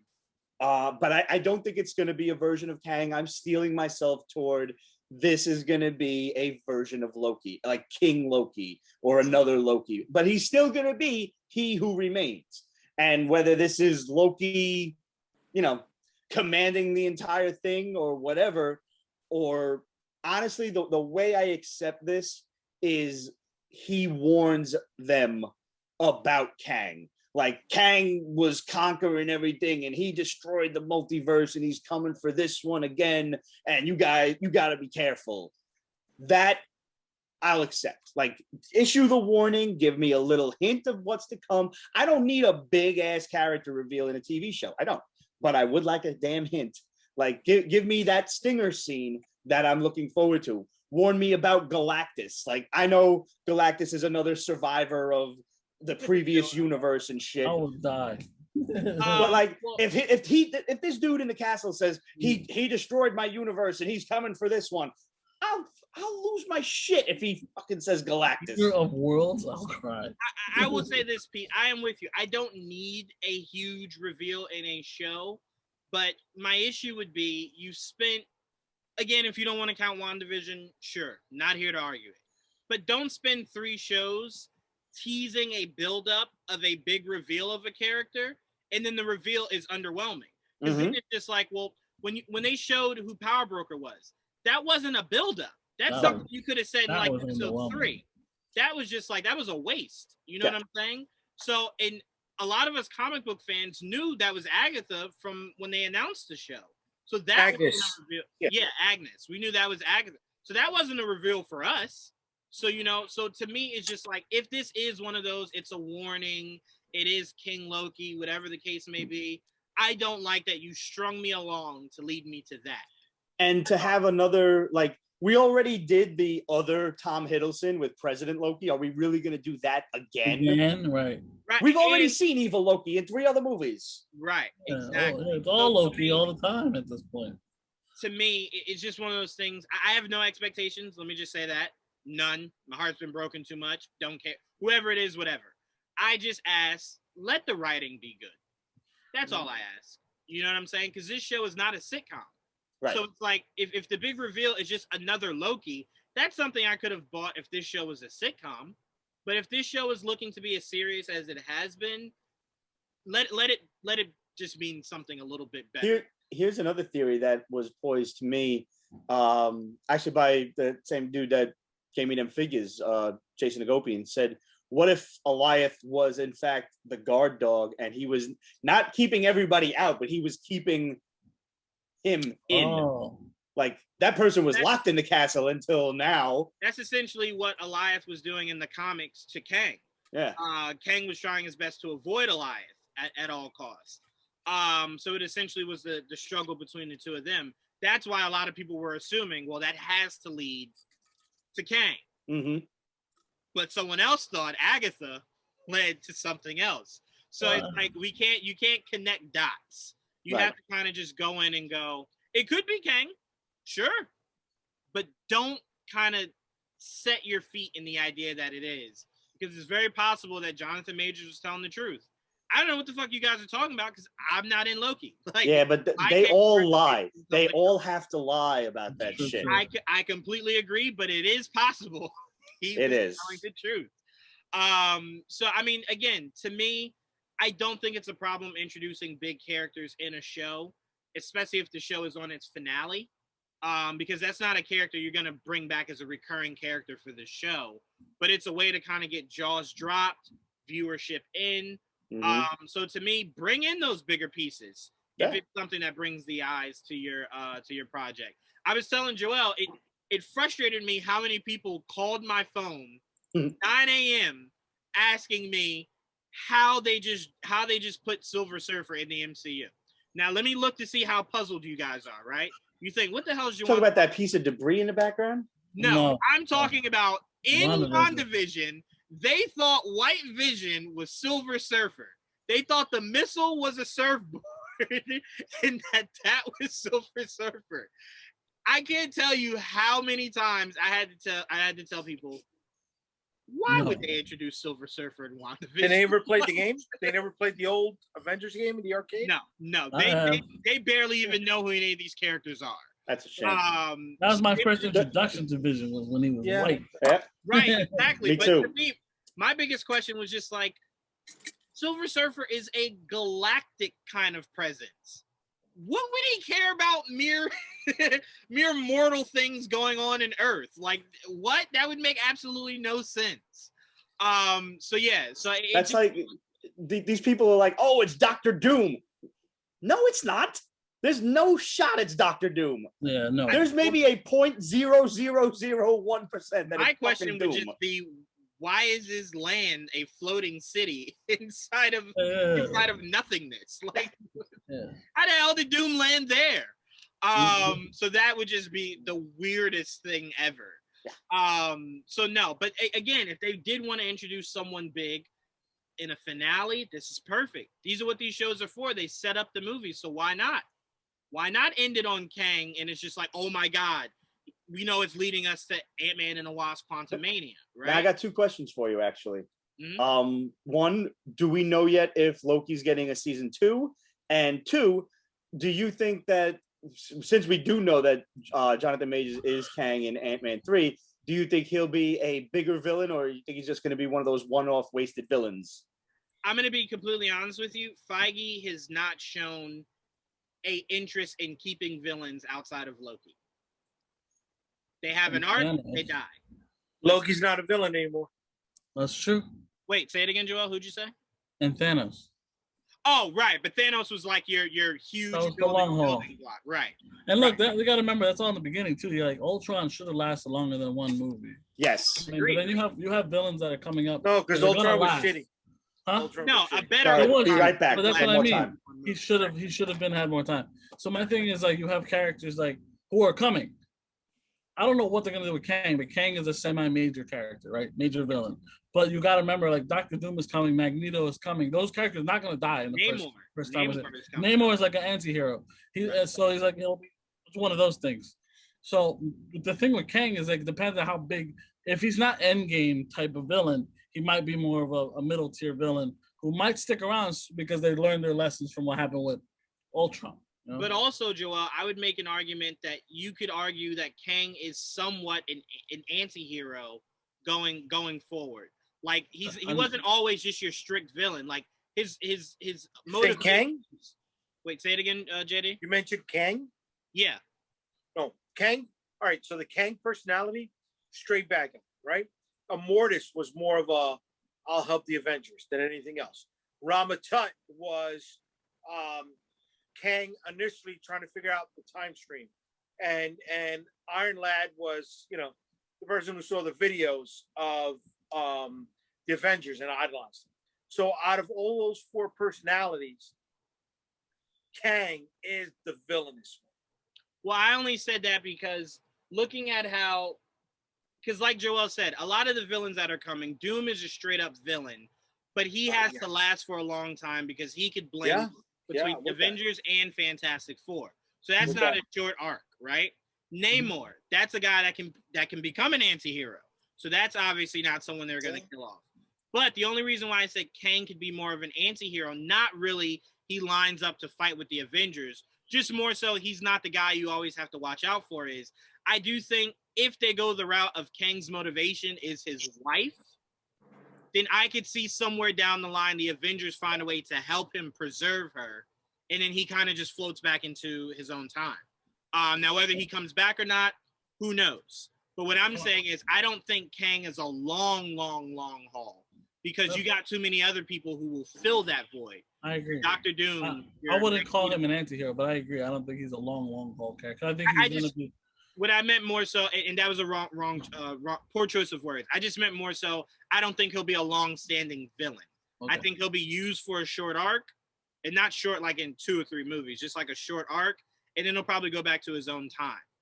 But your long-standings are more your Magnetos, your Doctor Dooms, stuff like that. Because, you know, Doctor Doom also possibly could lead to Galactus. So, like, he is just a multi-layered villain. So where he could mess up the Avengers, the X-Men, interfere with Galactus. So, like, he could mean a lot.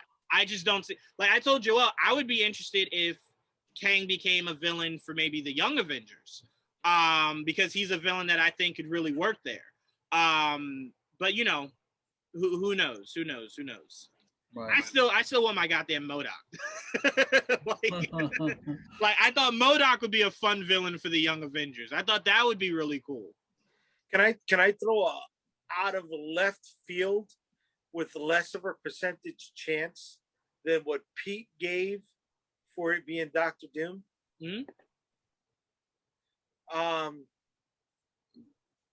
What if it was Maestro Hulk? Oh my God. Right? I mean, it's an out of left field thing. It's never going to happen. How could it be him? Hold on. Let me say this. Albeit I don't think that will be him. I don't think the idea of him never happening is fair. I think he is very likely to happen. I think it's more likely for him to happen than Joel, what is it? Aang? That was the guy's name? Aang that becomes the smart Hulk, like the Aang, right? Not Aang. I know who you're talking about. The kid. He's Asian. I can't. Oh! You mean Amadeus? Amadeus show. Amadeus. Yes. That his mom was the one that created Ultron. He said Aang. Right. I don't think that. He was thinking of Ang Lee. Yeah, I'm sorry. I don't know why. I don't think that character will ever come into fruition. But Maestro. I think that's something that could happen. I don't know if we're going to get him as who can survive the end of time? Hulk, right? And then, you know, the souvenirs of everybody in that castle, that would have been fucking cool. But whatever. Does he time travel, Maestro? No, but that his story was Hulk future imperfect. Right. Yeah, no, I loved it. It was fantastic. Yeah, I just fought him in the game. It's fucking awesome. You know, and because we're getting the Abomination and She-Hulk, that opens the doors for big creatures in series. You know, and then we got the other mention of him or the other spotlight of him in Shang-Chi. So I don't know. That's my out of left field pick. I tell you what, bring it infield, Jaydee, because I love that character and I love this arc in the Old Man. It's most likely going to be Loki, dude. You know what I mean? I mean, it was Agatha all along.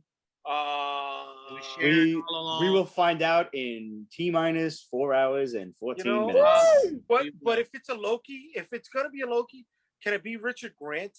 Again, yeah. Again? I don't know. There's something with me on. Worked for me. Dude. Don't do a grandstand and then bring them right back. I agree. You know what I'm saying? Yeah. Like it's too close. It would be like picture this. Picture if Stark goes and I am Iron Man and then snaps his fingers, right? And then they mourn for him and then they go back to his home and he's sitting on the couch. You're like, what the fuck was all that for then? Like, but then they did the grandstand with Mobius and they brought him back the next week. Yeah, but everyone came back technically, you know. I wouldn't say that was much of like a grandstand as much as classic Loki's was. Like that was a massive sacrifice. Okay. I think Mobius's more was just like he really thought he was going to get away with it. That was to show that you don't die after that, technically, you know. All right, so look at the series. What have they shown us in the series? They showed us a medieval period, right? They showed us what was the first episode? First episode was Avenger, was the end game. Yeah. And him getting from the desert and him going to the TVA and then getting interviewed and so it's another Loki. It's going to be another Loki. Just set your sights on being let down. I agree with you. Richard Grant was fantastic. I'd love to see him again, but we probably. But if they explain it right, I'm all for whatever as long as they explain it right. I gotta say after I'm like, all right, that makes sense. If it makes sense, I'm cool. I don't want another Loki if it doesn't make sense. Because the idea of a Loki being in charge of the sacred timeline doesn't sit right with me because they're fucking insane. So like, how does that even work? He's insane because he's trying to, you know, there's got to be a good explanation he can rule it all, right? Well, I'm gonna be honest with you, Joel. Got to be a good explanation. It took forever for this show to make sense to me. So I'm like, it'll take a while. They gave us the hint. They gave us the hint of, this kid's Nexus event was, Kid Loki's Nexus event was he killed Thor, right? He killed Thor. What if the Loki that's there at the end of time is the one that killed the Avengers? What happens if it's Thor? A bad Thor. Like Bor? Interesting. Bad Thor? Bor is his grandfather. That's true. Bor is his grandfather. That is true. I don't know. I honestly don't know, but I will say this, Jaydee. There is no disappointment. I had no expectation of any of this. So whatever it turns out to be, my only issue will be just don't have the writing be bad. Like the Sharon Carter, I'm with you. The writing was bad for that. Albeit that felt lazy to me. Right. Albeit that reveal with good writing still would have been the stupidest thing ever. But at least if the writing was just a little bit better, I could have said, well, man, she had like some moments where it was like, she looks a little sinister here. There was none of that. So it was just like, albeit, yes, you didn't see it coming, but you only didn't see it coming because that's never who she's been. But that's why they wanted. Wait, I'm sorry. What are we talking about? The Sharon Carter power. Sharon Carter.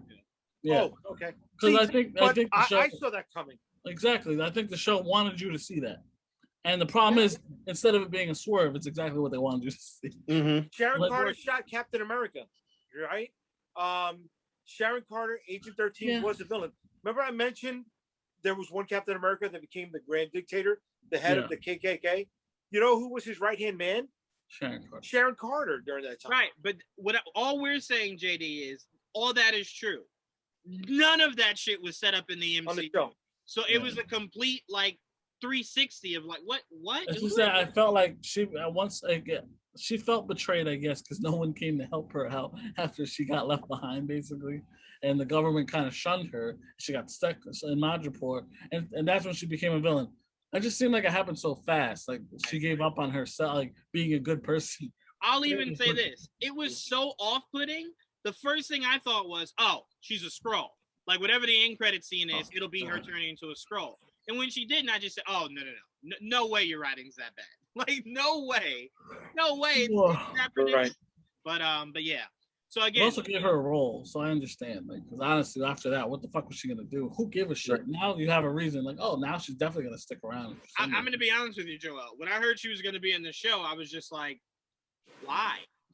Like, what did she leave in Civil War that made someone go, I would like to see what else comes from this character? Yeah, she kind of got screwed at the end because everything was more focused on her grandma. And she ran an ABC Disney show for 5 years that did well. She did. So they wanted to carry her over.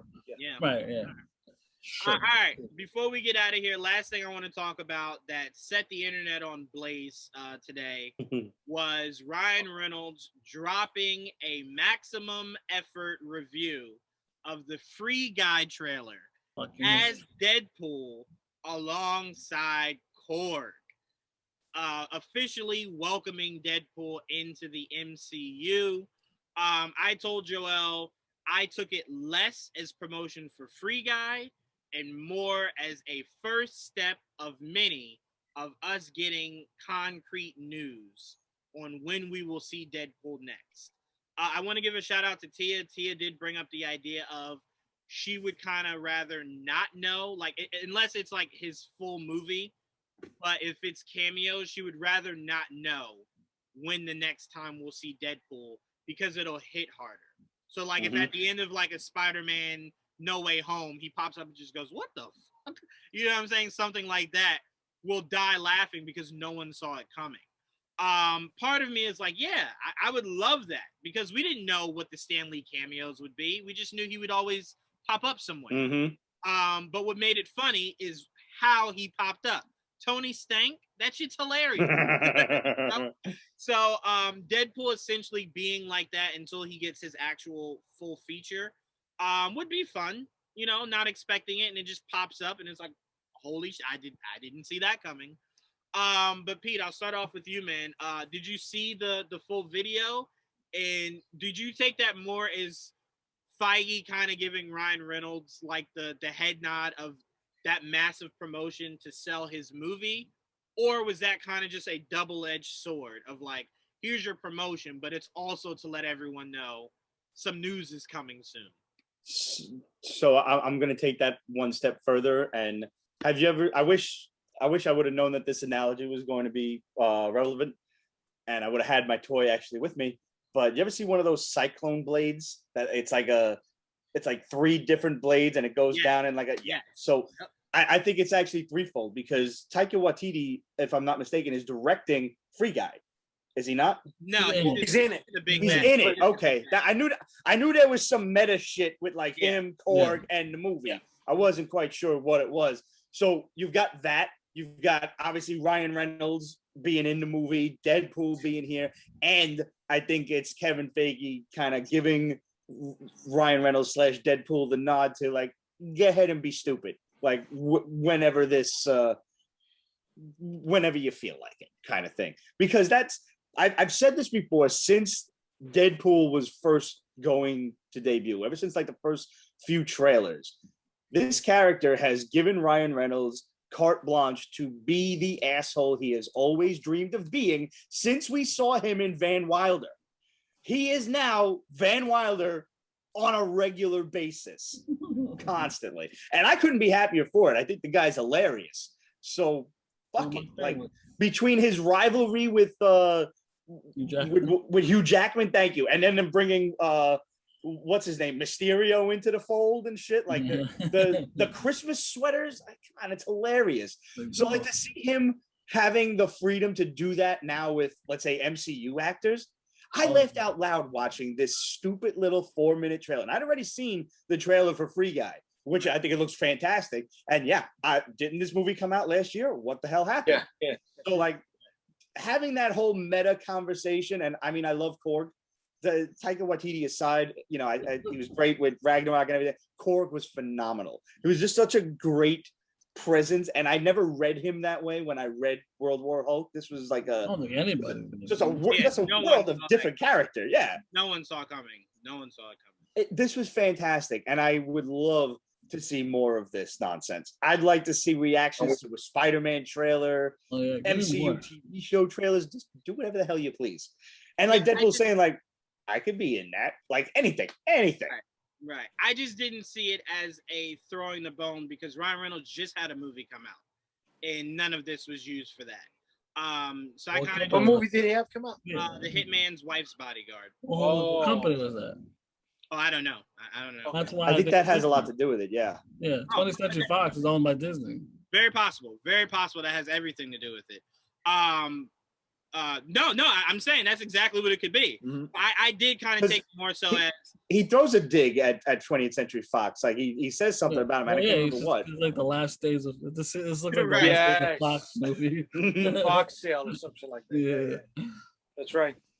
But so I took it more so as knowing how completely 80 steps ahead Kevin is. I took it more so as he wanted this to be the introduction of he's now officially in it and expect more of this to come leading up to some big news. Yeah, I don't think it was Kevin's idea. Oh, no.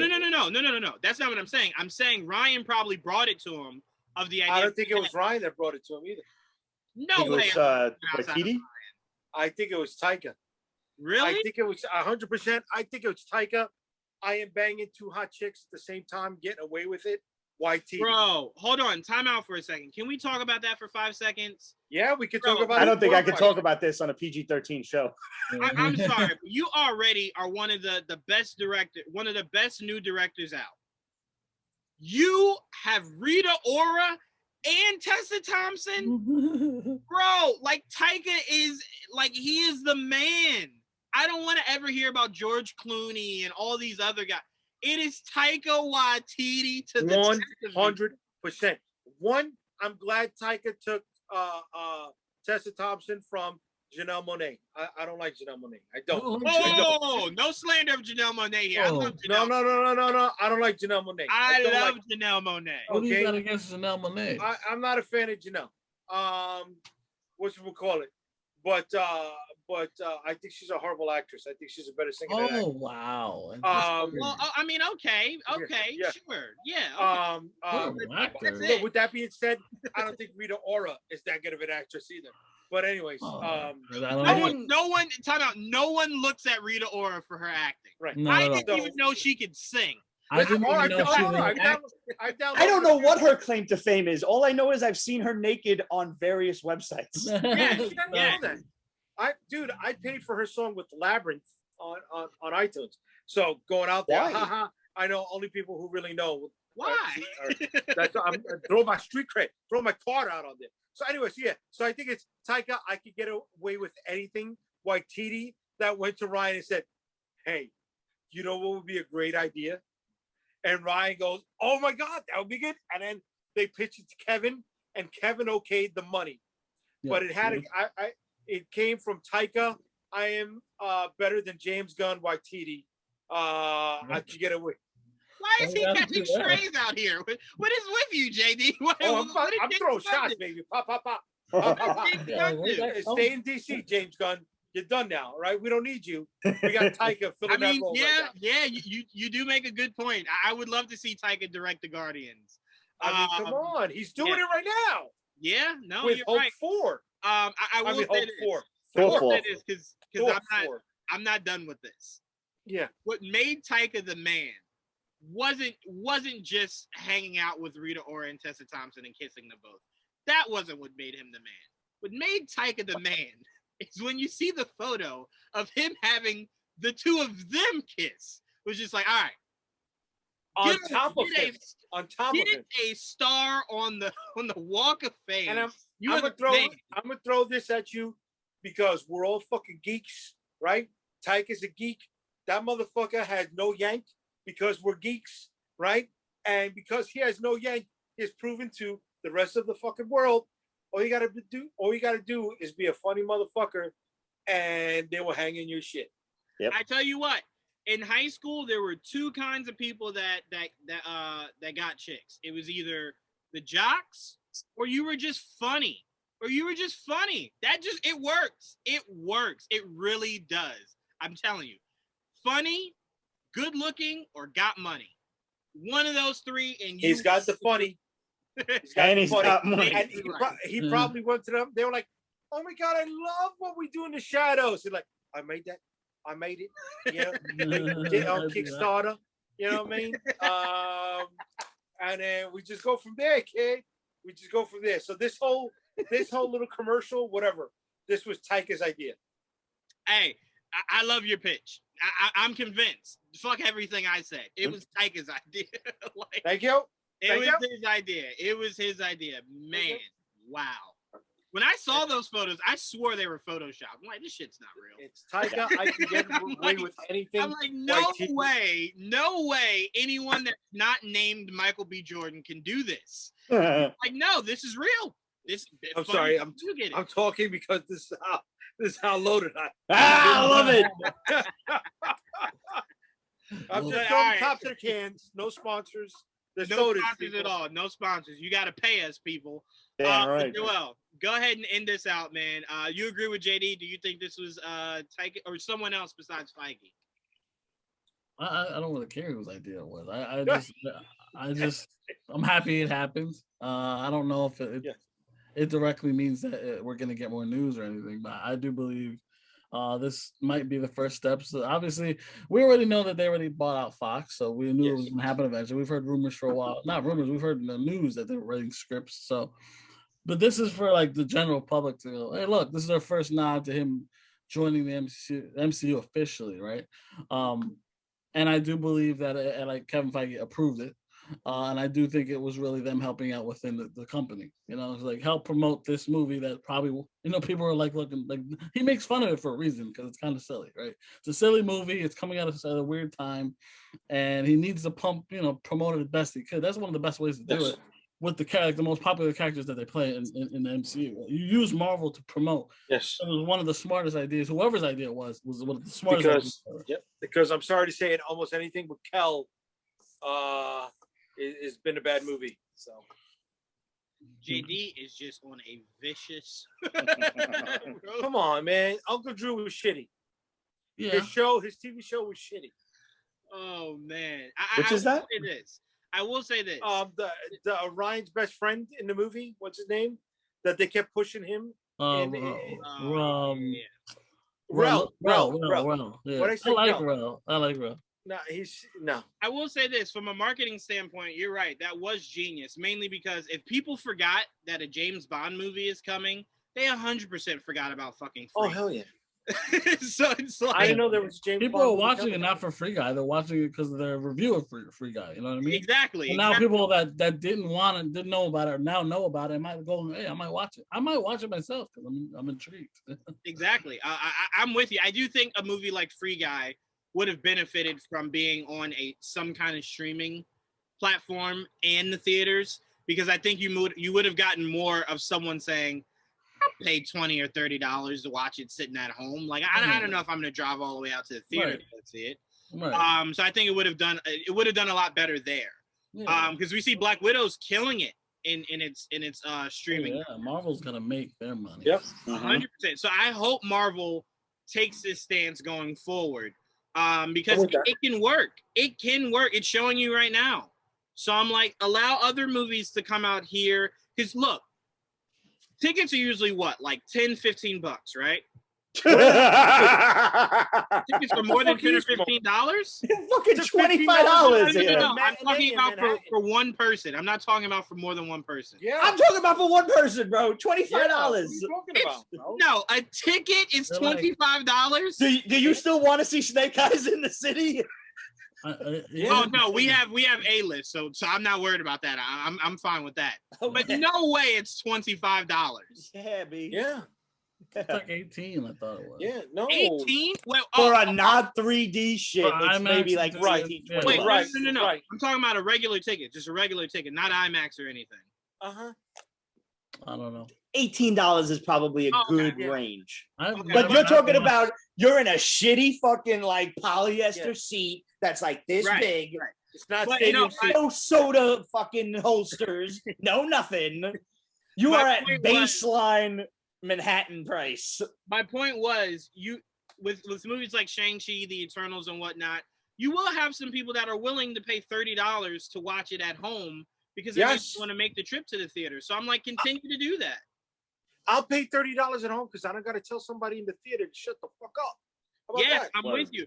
I will tell you, the one thing that's always annoying about watching it in a crowd isn't necessarily like people going ooh and ah. it's the timing of it. So it's like when Cap caught Mjolnir, right? Everyone's screaming and going crazy. Oh, that was it. Yes. You can't hear anything right after that moment. So it's like, bro, like I get it. I'm excited too, but it's like, what the fuck did he just say? Like, what did he say? You know? I know watch movies with subtitles. When I saw Endgame, I'm gonna be 100% honest. When I saw Endgame, everyone was yelling before Cap said Avengers Assemble. I didn't hear it my first time. So when everyone was just like, yo, when Cap said that, I'm like, when did he say that? When he caught Mjolnir when he was standing in front of everybody. I was like, fuck, I knew he said something, and everyone wouldn't shut up. That's because he said it like he did. Yell the motherfucker. He yelled it. He said it loud. He did not. He said, Avengers. Yeah, he did say the assemble pretty quiet. Oh, yes, that part he did, He was I like, didn't understand why. Yeah, he was just fucking sign language. Yeah, right? And that was not sign language. That was me being like on third base. I don't know sign language. I'm sorry. I got the price, yo. For IMAX, it's $24. That's pretty cheap, actually. It is. Thank God for AMC Stubbs A-list. Yeah, because I'd rather pay a month for 3 movies than to pay 3 movies at that month's cost. Yeah. So look, I'll buy the tickets right now. You guys still down or what's up? I'm good. 5 o'clock in the city. Yeah. Look, right now I got AMC Empire 25, 42nd Street, right? All right. Saturday, July 24th at 5. Yeah. Excellent. Tag me. Can you tag me along so I can just told everybody we're gonna be next Saturday. Yep. Come party with us. Come and stalk us, guys. Come and stalk us. Hold on. Let me end this and just stop the recording. We can finish the process. Right. Ignore everything we just said. We will not be there. We're gonna clip it. I will. You saw nothing. Ladies, come on down. You're the next contestant on The Price is Right. But anyway, I want to thank Jaydee. I want to thank Joel, and I want to thank Pete. This is our bounce back episode. We took 2 weeks off. We came back strong as ever. Glad we were able to do this episode. I can't wait. Strong like bull. Yes. Strong like bull. I can't wait for us to have our next episode together. But thank you everyone who comments, likes, subscribes. We appreciate it. Keep feeding us. But till next time, guys. Peace. Hello, everybody.